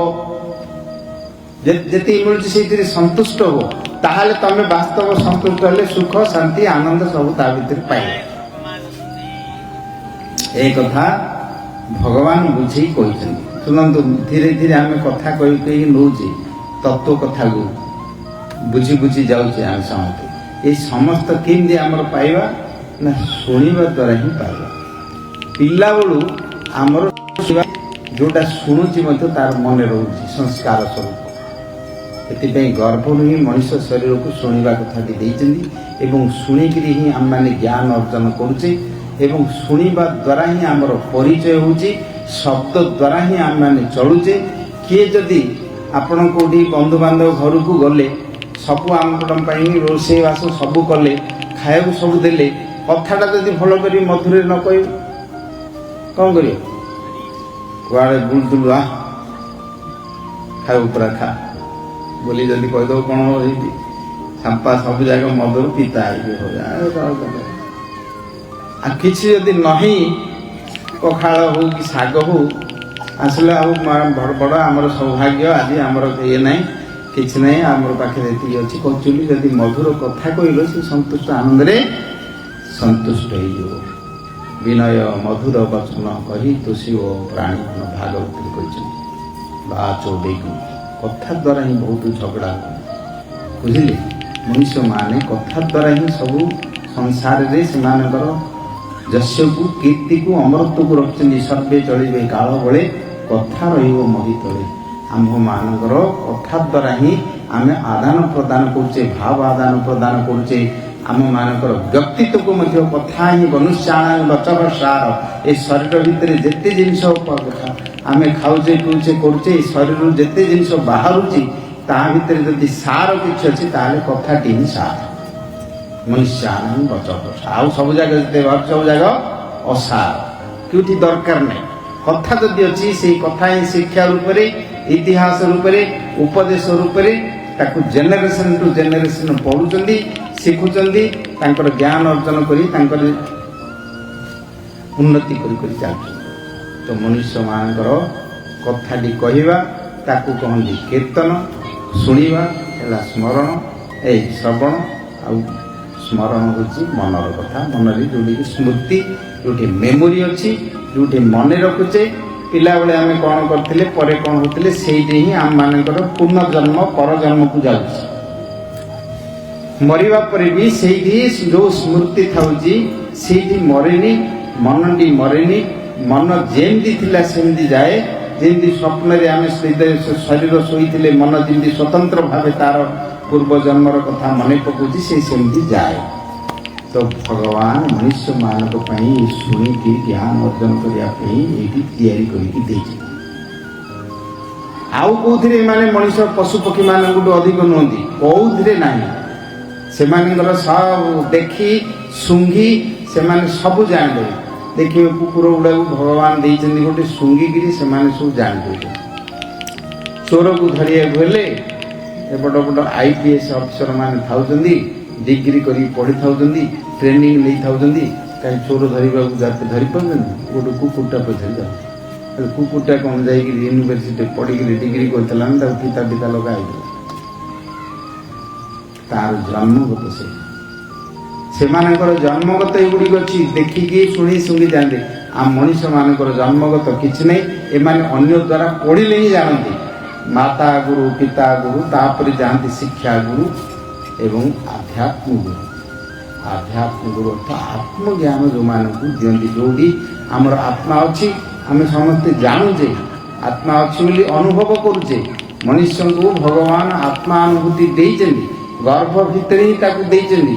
ଭଗବାନଙ୍କୁ ସେ ସ୍ତୁତି କରୁଛି ଏବଂ କେମିତି ସଂସାରରୁ ଆସିଲେ ଭଗବତ ଭଜନ କରି ମୁକ୍ତି ପାଇବି, ପୁନରୂପୀ ଆଉଥରେ ଯେମିତି ଗର୍ଭ ଭିତରେ ପ୍ରବେଶ ହବନି, ଏ ପ୍ରକାର ସେ ଗୋଟିଏ ଅଧ୍ୟାୟରେ ବର୍ଣ୍ଣନା କରାଯାଇଛି। କିନ୍ତୁ ଜାଣୁଛେ ଶୁଣୁଛେ, କିନ୍ତୁ କିଛି ହେଲେ ପଢ଼ୁନି। ଏଇଟି ହେଉଛି ଆମମାନଙ୍କର ଗୋଟିଏ ଲିମିଟ୍, ଆଉ ଗୋଟିଏ ହେଉଛି ଆମମାନଙ୍କର ଭୁଲ।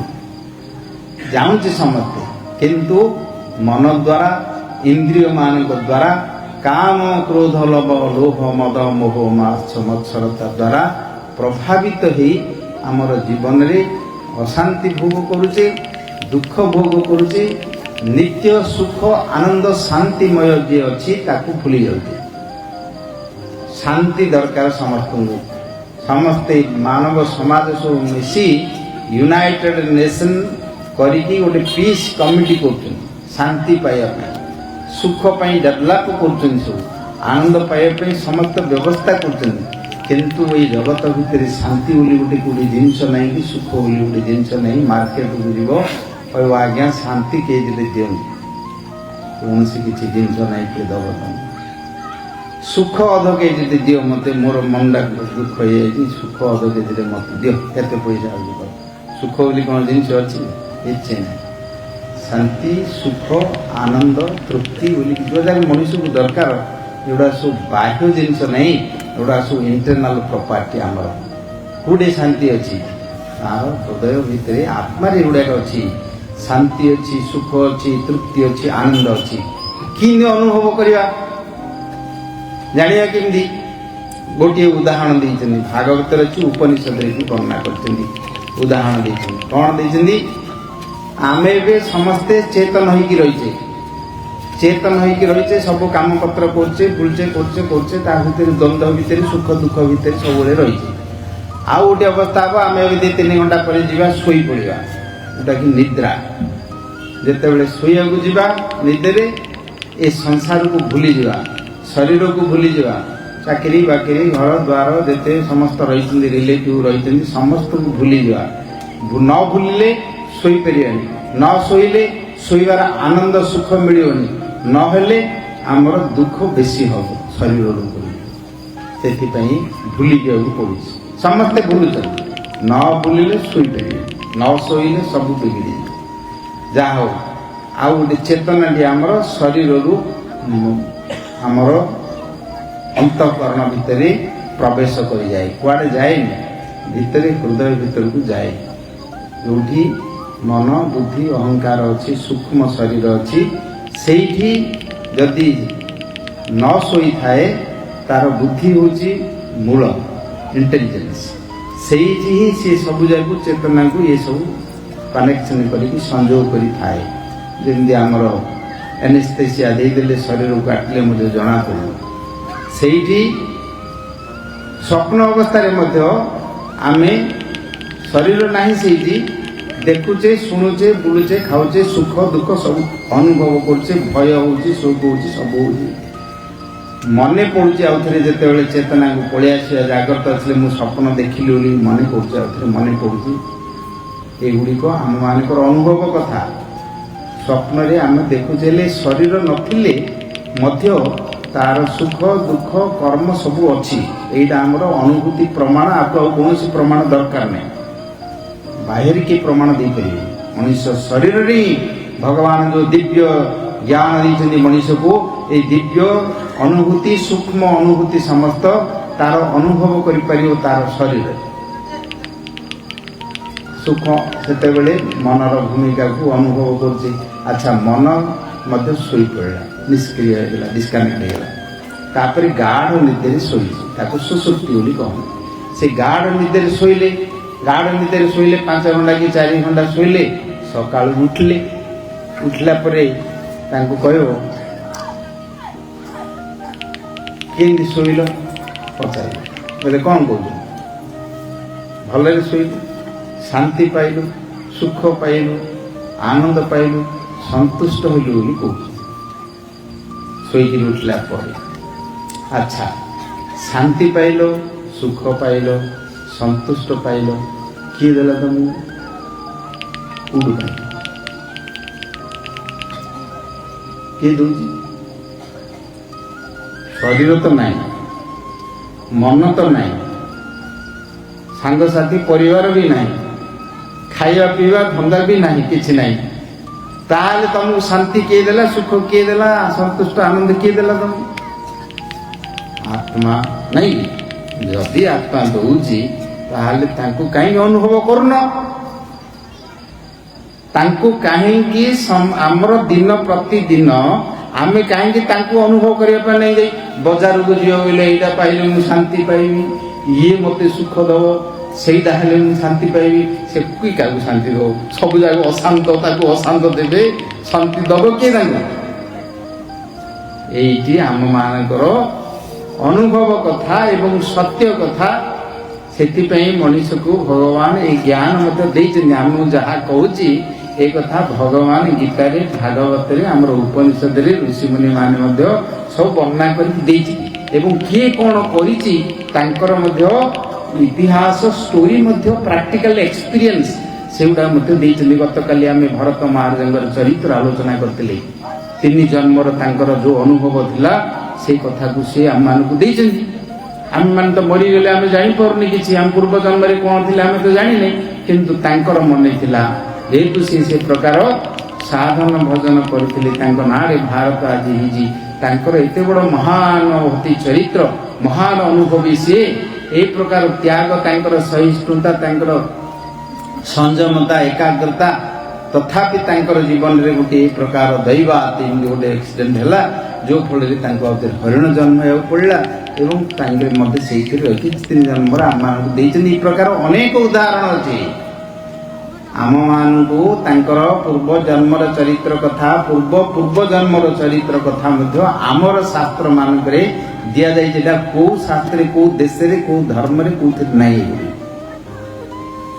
गौरवर कथा एकदम गर्वर सहित आम मान जानूचे शुणुचे एवं करचे से आम मान गर्वित आम मान से प्रकार चरित्र कथा देते सत्य प्रमाण स्वरूप ता सहित से माने अनुभव करी तत्व ज्ञान कथा आम मान को देते आम मानकर अज्ञान आगे रही सन्देह किसी रही आत्मा तो शांति अच्छी सुख अच्छी आनंद अच्छी सब अच्छी अनुभव करुचे आम केत शोपड़ बुझे ताहले से आत्मा को किए कौटू तार स्वरूप केमती आसला ना परमात्मा भगवान श्री कृष्ण सी होचंदी कहले गीतारे साक्षात सी कहचंदी अन्यत्र ऋषि मुनि माने मध्य वंदना करचंदी ब्रह्म परमात्मा भगवान सहित अनेक प्रकार किए शून्य शून्य बोली कहउचंदी किए ता भितरे ज्योतिर्मय बोली कहउचंदी किए कोटा कहउचंदी किंतु निर्मल भावरे निस्संदेह भावरे भगवत गीता रे भगवान श्री कृष्ण जहाँ कहले महाभारत युद्ध पृष्ठभूमि मृत्यु समय भितर से सारा पृथ्वीर शिरोमणि होती एवं ऋषि मुनि व्यासदंगर लेखा सर्वोपनिषद गाव दुग्धा गोपाल नंदन पार्थ वत्स सुधीर भोक्ता दुग्धं गीतामृतं महत् समस्त उपनिषद ज्ञान को एकाठी कर गाई गोटे कले एवं भगवत गीता को से गाई गोटे करिके तार क्षीर स्वरूप गोपाल हेले कृष्ण हेले दोगधा ताको दुहुचंदी बाछुरी हेले पार्थ एवं बाछुरी नहले तो गाई क्षीर दबनी बाछुरी की मुहैले क्षीर आसला कृष्ण क्षीर दुईले एवं सुधीर भोक्ता आपण मान भली उत्तम मेधावान बुद्धिमान ज्ञानी एवं पुण्यवेत लोक माने आपको प्रिय कौन पीले हम सकृत गीतामृतं वित्वा पुनर्जन्म न विद्यते मल निर्मोचनं पुंसा जल स्नान दिने दिने सबुदिन आम माने गाधोजे प्रतिदिन सकाल उठले जीवा गाधोजे समस्ते सकाळे गाधोचंदी आउथे खरा बेले गाधोचंदी खरा दिने तो झाड़ हेले गंध हब शरीर आहरी गाधोचंदी कहीं शरीरटा परिष्कार करने कहते किंतु भगवत गीतार ज्ञान रूपक अमृत रूपक गंगा रूपक संपा जल ताई जदि थरे सकृत गीता मसी स्नात्वा गोटे थर जदि से स्नान करदे तार पुनर्जन्म न विद्यते आ जन्म हबनी कि केवे गाधे दरकार नाई शरीर मिलले सीना सम गाधे पड़ो आत्मा तो सच्चिदानंदमय शरीर जीव तो सेठी भगवान अमेवांश जीव लोक बोली कहले आउ गोटे कहले जन्म कर्म समय दिव्यंग एवं जो वेदी तत्वतः भगवान गोटे अहेतुकी कृपा अच्छी अनुग्रह आम मान प्रति अच्छी सेटा कौन ना सी ये आसती आमर भाया गोटे जन्म होती आमर भाया कर्म करती किंतु काल बसरे नहीं अज्ञान बसरे नहीं आम जमी गोटे अज्ञान बसरे काल द्वारा प्रेरित होमती गोटे जन्म हो अज्ञान बसरे कांदुचे तांकर से प्रकार नहीं से होती स्वेच्छा स्वेच्छामय अजोपि सन्नव्य आत्मा भूतानामि स्वरूपी स्वयं प्रकृति स्वामधिष्ठाय संभवामी आत्ममाया भगवान निजर आत्म योग माया को शक्ति को प्रकट करी एटी संभव प्रकट होती जमी नृसिंह भगवान स्तंभरू बाहर प्रहलाद कथा रक्षा करने सेमती मनुष्य भाव में वसुदेव देवकी पूर्वे भगवान को आराधना कले पुत्र रूप से तुमको पाऊ बोली कह पुत्र रूप आसिक आसिले तार माने नुह जे से कर्म बाध्य आसिले कामनार पश्य अतएव ये गोटे दिव्य कथा भगवान तत्व कथा अच्छी सी जन्म हो आम मान भली कर्म करती कांदुचंदी बुझुचंदी कर सब किसी करुचंदी किंतु ये जो चरित्रटी तैयारी करचंदी सेठी आम मान को शुणा जमी मधुर जमी आनंददायक एवं जे प्रकार तांकर शुणापी आम मानकर आसक्ति से जदि थरे आम शुणीदेले ताहले धीरे धीरे धीरे धीरे आउ किए किसी कौन करू कि न करू मन तांको पाखरे स्वतः जाइकरी रहीजिव तांको चिंता करी मनुष्य भितर गोटे बड़ जिनस अच्छी चिंता करवा ये जो बुद्धि अच्छी मन अच्छी चिंता करे सब समय चिंता करे भल हो मंद हो सत हो असत हो से चिंता द्वारा ही मनुष्य बड़ होची मनुष्य सुख पाऊँच मनुष्य तार दुख पाऊँच जदि तार चिंता नहीं बोले कोई लोकटार चिंता नहीं ये गोटे मनुष्य नहीं कह चिंता जी की बुद्धि तार सब समय एक्टिव रोचे भावना भावना कौन जो निशा पिशा खाऊना मद गंजी सब खाऊँ से खाती सब से चिंताटी बुद्धि को नष्ट करने से चिंता शक्ति को लोप करने सब निशा पिशा इत्यादि खाती जहाँफल शरीर ଖରାପ ହୋଇଯାଉଛି ଏବଂ ଆୟୁଷ ନଷ୍ଟ ହେଉଛି ଯାଆନ୍ତି। ସେଇ ଚିନ୍ତାକୁ ଗୋଟିଏ ନୀତିଶାସ୍ତ୍ରରେ କହିଲେ ଯେଉଁମାନେ ଭଗବତ ଚିନ୍ତା ନ କରି ଅନ୍ୟ ବିଷୟରେ ଚିନ୍ତା କରନ୍ତି ସେଇଠି ସେମାନଙ୍କୁ ସେଇ ଚିନ୍ତାଟି ଦୁଃଖ ଦିଏ। ଚିତା ଚିନ୍ତା ଦ୍ୱୟର ମଧ୍ୟରେ ଚିନ୍ତା ଏବ ଗରିୟସୀ ଚିତା ଜ୍ୱଳତି ମୃତମ୍ ଚିନ୍ତା ଜ୍ୱଳତି ଜୀବିତମ୍। କହିଲେ ଚିନ୍ତା ଆଉ ଚିତା, ଚିତା ଅଗ୍ନି ଚିନ୍ତା ଅଗ୍ନି ଦୁଇଟିକୁ କମ୍ପେୟାର କରି କହିଛନ୍ତି। ଚିନ୍ତା ଅଗ୍ନି ଜିଅନ୍ତା ମଣିଷକୁ ଜାଳେ, ଚିତା ଅଗ୍ନି ମଲା ମଣିଷକୁ ଜାଳେ। ଏଇଠି କହିଲେ ଆମର କଥାରେ ଅଛି ଚିନ୍ତା ଖାଏ ଲୁଣ ଖାଏ ହାଣ୍ଡି, ଚିନ୍ତା ଖାଏ ଗଣ୍ଡି। ଅର୍ଥାତ୍ ଚିନ୍ତାଟି ମଣିଷକୁ ପଡ଼େ, ତାକୁ କହନ୍ତି ଡିପ୍ରେସନ୍, ହାଇପର ଟେନସନ୍। ଏ ଯାକ ଯେଉଁତେ ରୋଗ ଅଛି ନା ସମସ୍ତଙ୍କୁ ଏବେ ଦେଖିବ ସବୁ ଧରିକି ବୁଲୁଛନ୍ତି, ସେଇଟାକୁ ହିଁ ଏବାକୁ ଇଂଲିଶ ଭାଷାରେ କହିଦେଲେ ଟେନସନ୍, ଡିପ୍ରେସନ୍, ଆହୁରି କ'ଣ ଷ୍ଟ୍ରୋକ୍ ହେଇଯାଉଛି, ବ୍ରେନ୍ ଷ୍ଟ୍ରୋକ୍, ହାର୍ଟ ଷ୍ଟ୍ରୋକ୍, ଏମିତି ସବୁ ହେଉଛି। ଏ ଚିନ୍ତା ତାଙ୍କର ଏତେ ବଢ଼ିଯାଉଛି ନିଶ୍ୱାସ ବି ନେଇପାରୁନାହାନ୍ତି ଭଲ କରି, ଫୁଲ୍ ପୂର୍ଣ୍ଣ ଭାବରେ ଶ୍ୱାସ ନେଇପାରନ୍ତିନି। ମୋତେ କଥା କହିଲେ କହିବେ ମୋତେ ନିଶ୍ୱାସ ନେବାକୁ ଟାଇମ୍ ନାହିଁ। କାମ କରୁଥିବେ ସମସ୍ତେ ଦେଖିବ ମୋତେ ନିଶ୍ୱାସ ନେବାକୁ ଟାଇମ୍ ନାହିଁ ବୋଲି କହୁଛନ୍ତି। ତତେ ନିଶ୍ୱାସ ନେବାକୁ ଟାଇମ୍, ତୁ କ'ଣ ଟାଇମ୍ ଧରିକି ନିଶ୍ୱାସ ନେଉଛୁ? ଯାହା ହଉ ସେଥିପାଇଁ ରାମଦେବଙ୍କର ଯୋଗ ପ୍ରାଣାୟାମ ହେଲା, ସେଟାକୁ ନିଅ ରେଚକ କୁମ୍ଭକ କର, ତାକୁ ଇନହେଲ୍ ଏକ୍ସେଲ୍ କର, ତାକୁ ନେଇକି ଟିକେ ପବନ ଟିକେ ହେଲେ ଶୋଡ଼ିକି ସକାଳୁ ଗଲେ ଯାଇକି ଟିକେ କର, ସେଟା ତ ସତ ଚାଲିଛି ସେଇଟା। କିନ୍ତୁ ଏଇ ଯେଉଁ ମନ ବୁଦ୍ଧି ତାର ସୂକ୍ଷ୍ମ ଇନ୍ଦ୍ରିୟ ଗୁଡ଼ିକ ଯେତେବେଳେ ଗୋଟିଏ ବିଷୟକୁ କାମନା ବିଷୟରେ କ୍ରୋଧ, କାମ କ୍ରୋଧ ଲୋଭ ଇତ୍ୟାଦି ବିଷୟରେ ପଡ଼ିକି ଚିନ୍ତାଗ୍ରସ୍ତ ହେଇଯାନ୍ତି, ତାକୁ ସେ ମାରିଦିଏ, ତାକୁ ମାରିଦେବ ସେ। ସେଥିପାଇଁ ମଣିଷ ଶେଷରେ କହନ୍ତି କେତେବେଳେ ମଲେ ମୁଁ ଏ ଚିନ୍ତାରୁ ମୁକ୍ତି ହେବି ବୋଲି କହୁଛି, ମଲେ ଚିନ୍ତାରୁ ମୁକ୍ତି ହେବି ବୋଲି କହୁଛି। ବୁଝିଲେ, ସେ ଚିନ୍ତା ସେଠି ଭଗବାନ ଦେଇଛନ୍ତି, ସେ ଚିନ୍ତା ଦ୍ୱାରା ଭଗବାନଙ୍କୁ ପାଇପାରିବା, ଆନନ୍ଦ ପାଇପାରିବା, ସୁଖ ପାଇପାରିବା, ଆଉ ଅଶେଷ ଆନନ୍ଦ, ଅଖଣ୍ଡ ଆନନ୍ଦ ପାଇପାରିବା ସେ ଚିନ୍ତା ଦ୍ୱାରା। ଚିନ୍ତାମଣି ଭଗବାନ ମଣିଷକୁ ଦେଇଛନ୍ତି, କିନ୍ତୁ ସତ ଚିନ୍ତା ନ କରି ଯଦି ଅସତ ଚିନ୍ତା କରିବା ତାହେଲେ ତାର ପରିଣାମ ଆମକୁ ଦୁଃଖ ହେଇଯାଉଛି। ବୁଝିଲେ, ସେଇଠି ଭଗବାନ ଗୀତାରେ କହିଲେ ଅନ୍ୟନ୍ୟା ଚିନ୍ତୟନ୍ତ ମାଂ ଯେ ଜନଃ ପର୍ଯ୍ୟୁପାସତେ ତେଷାଂ ନିତ୍ୟ ଅଭିଯୁକ୍ତାନାଂ ଯୋଗକ୍ଷେମ ବହାମ୍ୟହମ୍। ବଡ଼ କୃପା କରିକିରି କହିଲେ ମୋର ତମେ ଚିନ୍ତା କର।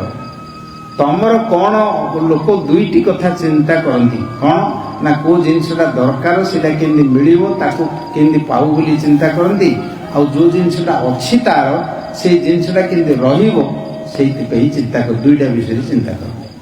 ଗୋଟେ ହେଉଛି ଯୋଗ ଆଉ ଗୋଟେ କ୍ଷେମ। ଯୋଗ ଅର୍ଥ ହେଉଛି ଯେଉଁ ଜିନିଷ ଅପ୍ରାପ୍ୟ ବସ୍ତୁ ପ୍ରାପ୍ୟ, ତାକୁ କହନ୍ତି ଯୋଗ। ମୋତେ କେମିତି ମିଳିବ ସେଇ ଜିନିଷଟା, ଟଙ୍କା ପଇସା ଘର ଦ୍ୱାର ହଉ କି ଯାହା କିଛି ହଉ ତାର ବିଷୟ, ତାକୁ କହନ୍ତି ଯୋଗ। କ୍ଷେମ ଅର୍ଥ ହେଉଛି ଯେଉଁ ଜିନିଷଟା ଅଛି ତାର ଶରୀର ଅଛି, ଟଙ୍କା ଅଛି, ଘର ଅଛି, ପିଲାପିଲି ଅଛନ୍ତି, ପିତା ଅଛି, ସେଇଟା କେମିତି ଠିକରେ ରହିବ, କାହିଁକିନା ଏଗୁଡ଼ା ସବୁ ନଷ୍ଟ ହେଇଯାଉଛି, ଏଇଟା ରହିବ ସେଇଟା। ଭଗବାନ କହିଲେ ତମେ ମୋର ଚିନ୍ତା କର, ମୁଁ ଦୁଇଟି ଯାକ ତମର ଯୋଗ କ୍ଷେମ ହମ୍ ବହାମି, ମୁଁ ସବୁ କରିବି। କାହିଁକିନା ସେ ହିଁ ଆତ୍ମା ରୂପରେ ରହିଛନ୍ତି। ଅହମ୍ ଆତ୍ମା ଗୁଡ଼ାକେଶ ସର୍ବଭୂତାଶୟ ସ୍ଥିତ। ସିଏ ହିଁ ଆତ୍ମା ରୂପରେ ରହିକି ଜଗତ ତିଆରି କରି ରହିଛନ୍ତି।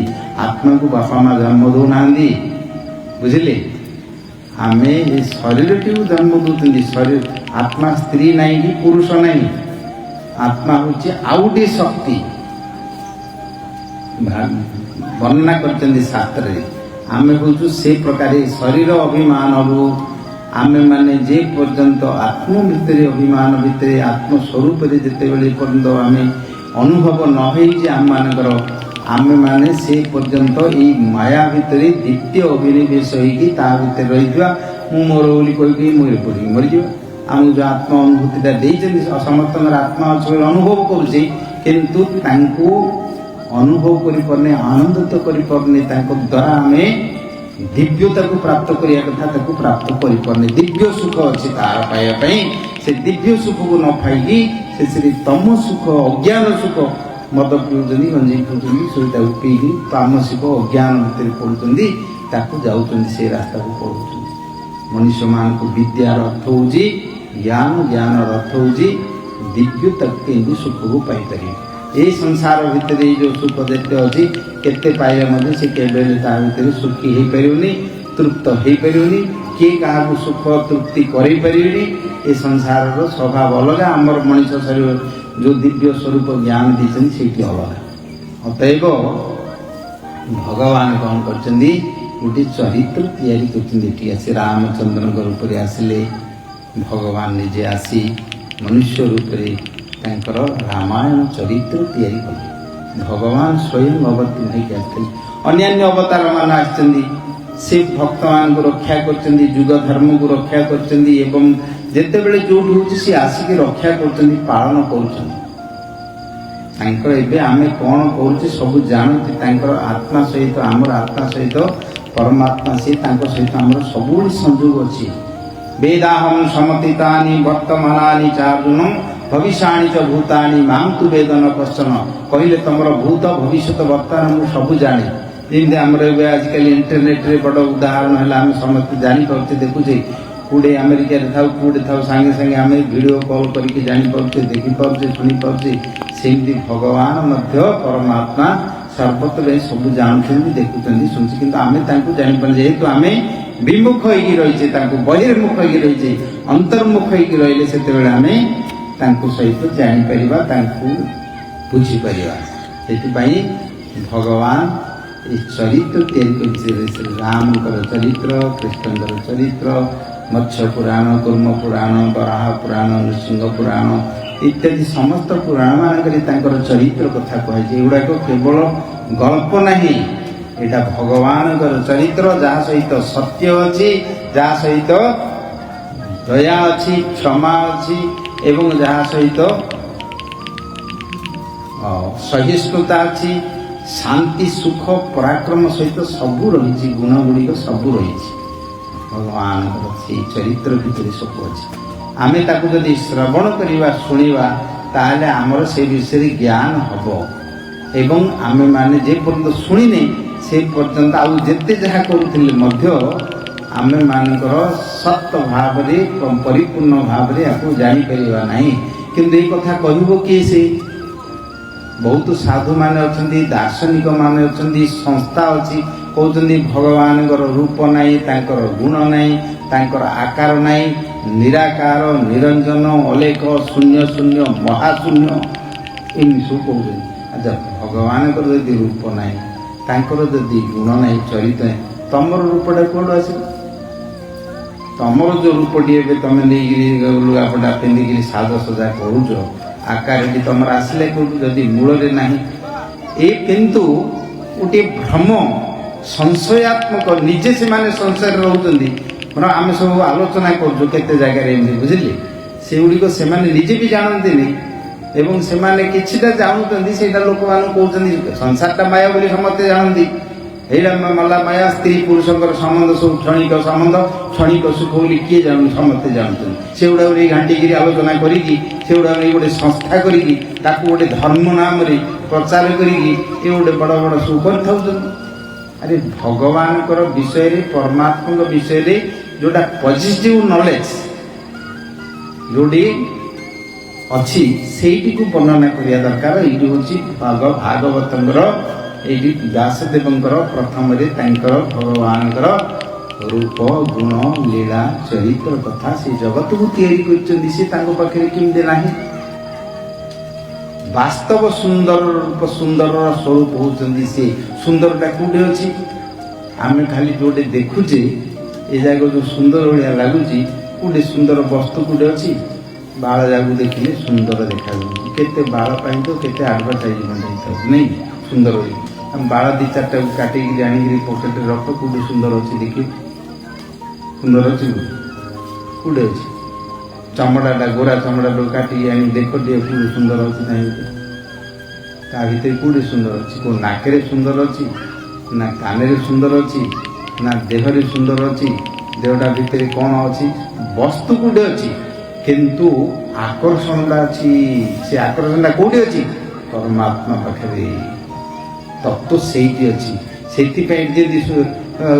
देखुं ये आमको लगुचे से कि वास्तव वस्तु नहीं जमी गोटे रूपटी काठ कुंडे कि गोटे मूर्ति कर बड़ आकर्षण हो मूर्तिटा को देखिकी जदि किए सत बोली भाव ताहले किंतु सतरे सीटा नहीं सीटा गोटे वस्तु मेटेरियल वस्तु शरीरटा गोटे मेटेरियल बॉडी यहाँ गोटे जड़ वस्तु किंतु स्वरूप से अच्छी भगवान पाखे अशेष गुण बाड़ी सी पाखे अशेष गुण अच्छी अशेष तांकर सौंदर्य आकर सी एवं समस्त ज्ञान पाखे अच्छी समस्त समस्त को वैराग्य अच्छी एवं सर्वशक्तिमान सबू किछि करुचंदी करिवे जाना दरकार विषय शुणा दरकार केमती शुणा श्रद्धा सहित विश्वास सहित शुणा ये जो शुणा विषय को लेकिन आज ये जाक आम आलोचना कले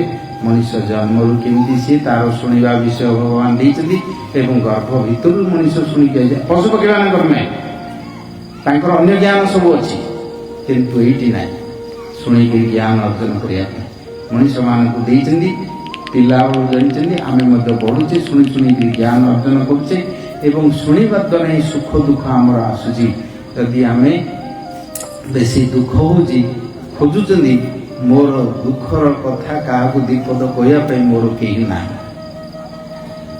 कहते कहीं कहले तार दुख लाघव हो शब्द द्वारा ही दुख लाघव हो भगवान को भजन कर प्रार्थना कर कहवा द्वारा ये शब्द द्वारा ही चली जाए पिलाटी गर्भर जन्म हो कष्ट हो कांदुचे जिते शब्द तार जाऊँगी से शब्द द्वारा तार दुख चली जाए क्रंदन द्वारा कुकुरटे अच्छी बाड़े दियो भो भो कर शब्द करदे तार पल दुख पड़ोसी से कष्ट हु हा कर शब्द पड़ोसी भगवान डाकुं शब्द पड़ोसी माल गोपाल डाकुची शब्द द्वारा पड़ोसी आ किए जदि तुमको गाड़ी करदेला तुमको ढिंगा से हे चोरटा तू गोटे बदमाशी तू गोटे मिशन कहीकि दीपद कहीदेला ताहले सी मर्म को जाकि एत दुख दब तार मन बुद्धि मर्म को सहित दुख दब ये शब्द द्वारा यही जो आजिकल बम पकाउछन् सेगुड़ा शब्द एक्सप्लोजन होची तार डिस्ट्राक्शन करके तार ध्वंस कर दूची कौन कर शब्द यदि विस्फोरण न हम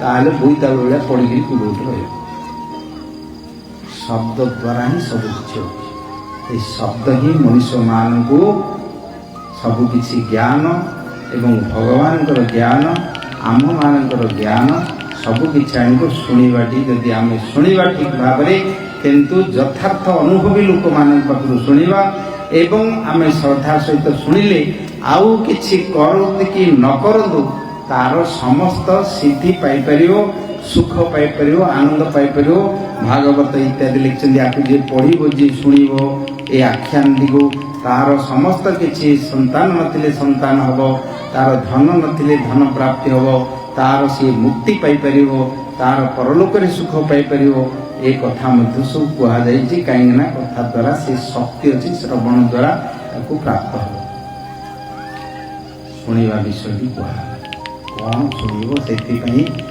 साधु मान पाखु जाकि शुणव कौन भाई साधु मान ना जो माने संपूर्ण समय तांकर से प्रकार साधु मानकर साधक मान पाखु शुणी एवं शास्त्र द्वारा तांको शुणी अनुभव कर पाखु शुणिले आम मानकर से प्रकार ज्ञान उदय हो संदेह पड़ेब विवेक कथा काली उच्चारण कथा होते गोटे विवेक उदार हम सत्य कौन असत्य कौन भल कौन असार कौन युड़िक ज्ञान उदय हम जो आम पाखु शुणा अन्य कथा किसी शुणिले हम साधु संगते हरि कथा हेले खंड ही भगवद्गता पाखे भगवान कथा ही शुणे आत्मतत्व कथा आउ अन्य कथा शुणापी तो सब न्यूज चैनल चलती शुणु देश विषय विदेश विषय ये मला गला भितर किए कह चोरी कला किए कह नेला किए मारला एगुड़ा सब इम्पोर्टान्स ना कि मारे मरवे न मारे मरवे मरवे तो काल समस्त मार से प्रलय हो गल तो सूर्य चंद्र सहित समस्ते मरीजे समस्त प्रलय आउ थे सृष्टि आस सृष्टि हम ये प्रकार ज्ञान आम मान भागवत इत्यादि से এইটি जोड़ा आवश्यक ସେଇଟା ଆମେ ଶୁଣିକି କରିପାରିବା। ଭଗବାନଙ୍କର କଥା ଶୁଣିବା ତାଙ୍କର କରିବା ପାଇଁ କିଛି କଷ୍ଟ ନାହିଁ। କଳି ଯୁଗରେ ଭଗବାନ ଏ ପ୍ରକାର ବ୍ୟବସ୍ଥା ଦେଇଛନ୍ତି। ତାଙ୍କର ନାମ କରିବା ପାଇଁ କୌଣସି କଷ୍ଟ ନାହିଁ। ଯେଉଁଠି ସେଇଠି କରିପାରିବା, ଯେତେବେଳେ ସେତେବେଳେ କରିପାରିବା, ମନରେ ସ୍ମରଣ କରିପାରିବା, ଶ୍ରବଣ କରିକି ସର୍ବସିଦ୍ଧି ମନୁଷ୍ୟ ଜୀବନର ସେ ସତ୍ୟକୁ ପ୍ରାପ୍ତ କରିପାରିବା। ଯେମିତି ମୃତ୍ୟୁ ସମୟରେ ଏଇ ଯେଉଁ ନର ଦେହ ଆସିଛି ନାରାୟଣଙ୍କ ଠାରୁ, ଯିଏ ଆତ୍ମା ଆସିଛି, ଶରୀର ତ ପିତାମାତାଙ୍କ ଠାରୁ ରଜ ବୀଜ ଦ୍ୱାରା ମିଶିକିରି ଅଛି, କିନ୍ତୁ ଆତ୍ମା ତାଙ୍କ ପାଖରୁ ଆସୁନି, ଆତ୍ମା ଭଗବାନଙ୍କ ପାଖରୁ ଆସିଛି। ସେ ଏତେ ଶରୀର ଦେଇକି ଭ୍ରମଣ କରି କରି କରି କରି ଆସିଛି ଏବଂ ଆସୁଛି ଏ ସଂସାରରେ। ଏ ପ୍ରକାର ତାର ଯେଉଁ ଚକ୍ର, ସଂସାର ଚକ୍ରେ ପୁନରପି ଜନମ ପୁନରପି ମରଣ ପୁନରପି ଜନନୀ ଜଠରୀ ଶୟନମ ଇତି ସଂସାରେ ସ୍ଫୁଟତର ଦୋଷ ଅଥ ବିହମାନବ ତବ ସନ୍ତୋଷ। ଏଇ ଯେଉଁ ଜନ୍ମ ମରଣ ଚକ୍ର ଭିତରେ ରହିଛି ସେଇଥିରୁ ଉଦ୍ଧାର ପାଇକି ଯାଇପାରିବା। ସବୁକିଛି କର୍ମ କରିପାରିବା, କର୍ମ କଲେ ମଧ୍ୟ ଆମକୁ ବନ୍ଧନ ହେବନି। ତାକୁ କହିଲେ ଗୀତାରେ କହିଲେ ପଦ୍ମପତ୍ର ମିବାମ୍ବସା, ପଦ୍ମପତ୍ର ପାଣିରେ ଜନ୍ମ ହେଉଛି, ପାଣିରେ ଏକା ରହୁଛି କିନ୍ତୁ ପାଣିରେ ମିଶୁନି। ସେମିତି ଆମମାନଙ୍କର ଯେଉଁ ଚେତନା ଅଛି, ଆମମାନଙ୍କର ଯେଉଁ ବୁଦ୍ଧି ଅଛି, ଆମମାନଙ୍କର ଯେଉଁ ବ୍ୟକ୍ତିତ୍ୱ ରହିଛି, ସବୁକିଛି କରିପାରିବା, ସମସ୍ତଙ୍କ ସାଙ୍ଗରେ ମିଶିପାରିବା, ସବୁକିଛି କରିପାରିବା, କିନ୍ତୁ ସ୍ୱତନ୍ତ୍ର ଭଗବାନ ପରମାତ୍ମାଙ୍କ ସହିତ ରହିକି କରିପାରିବା। ଏଇଠି ଆମମାନଙ୍କ ପାଖରେ ଦିବ୍ୟ ସ୍ୱରୂପ ରହିଛି, ଶକ୍ତି ରହିଛି, କିନ୍ତୁ କଲେ ଏକା ପାଇବା, ନ କଲେ କିଛି ପାଇବାନି। ଆଚାର ତ ପ୍ରଭବ ଧର୍ମ, ଆଚରଣ ନ କଲେ କିଛି ନ କଲେ ପାଇବା, କିନ୍ତୁ କିଛି ପାଇବାନି। ଯାହା ହଉ ଆପଣମାନଙ୍କୁ ଧନ୍ୟବାଦ। ସମୟ ହେଇଗଲାଣି। ଯାହା କିଛି ବିଷୟ ଟିକେ ତତ୍ତ୍ୱ କଥା ଆଲୋଚନା କଲି। କାଲି ତ ଗୋଟିଏ ଭରତ ମହାରାଜଙ୍କର ଚରିତ୍ର ବିଷୟରେ ଆଲୋଚନା କରିଥିଲି। ଭଗବାନଙ୍କର ଚରିତ୍ର ଅତୀବ ପବିତ୍ର, ତାଙ୍କ ଭିତରେ ସବୁ କଥା ଆସିବ। ଆସନ୍ତାକାଲି ଆଉ ଗୋଟେ ଦିନ ଅଛି, ଆମେମାନେ ଆଲୋଚନା କରିବା। ଯଦି କିଛି ପ୍ରଶ୍ନ ଉତ୍ତର କାହାର କିଛି ଜାଣିବାକୁ ଥାଏ ତାହେଲେ ଆମେ ଏଇଠି ଅଛୁ, ଆମେମାନେ ଆଲୋଚନା କରିବାକୁ ମଧ୍ୟ ସମସ୍ତଙ୍କୁ ଆମର ଗୁରୁବର୍ଗଙ୍କର ତାଙ୍କର ଆଦେଶ କ୍ରମେ ଆମେମାନେ ଏ ଜ୍ଞାନ ଆପଣମାନଙ୍କୁ ଦେଉଛୁ। ମନୁଷ୍ୟ ଜୀବନ ମାନେ ପାଇଲେ ତାଙ୍କର ଆଉ କିଛି ଦରକାର ନାହିଁ। ଯିଏ ଯେଉଁଠି ରହିଛନ୍ତି ଆନନ୍ଦ ପାଇପାରିବେ, ସୁଖ ପାଇପାରିବେ ଏବଂ ଶାନ୍ତି ପାଇକି ଏ ଜନ୍ମରେ ରହିପାରିବେ। ମଲାବେଳକୁ ଶାନ୍ତି ପାଇ ମଧ୍ୟ ଭଗବାନଙ୍କ ଧାମକୁ ଯାଇପାରିବେ, ଉଦ୍ଧାର ହେଇକି ପାଇପାରିବେ। ଧନ୍ୟବାଦ। नाम करेंगे सबसे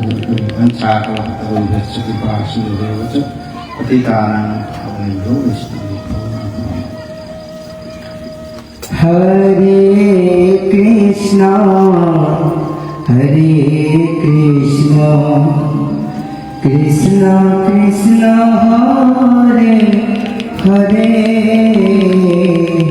हरे राम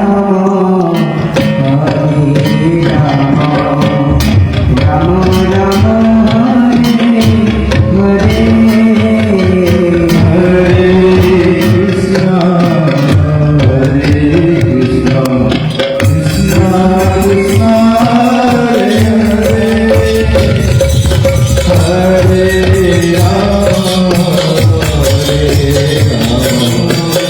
राम राम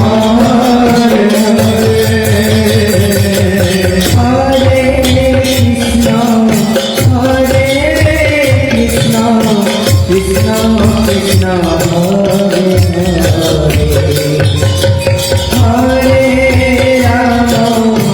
हरे राम राम राम हरे हरे कृष्णा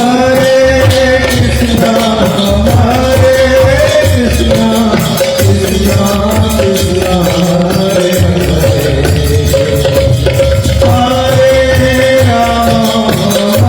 हरे राम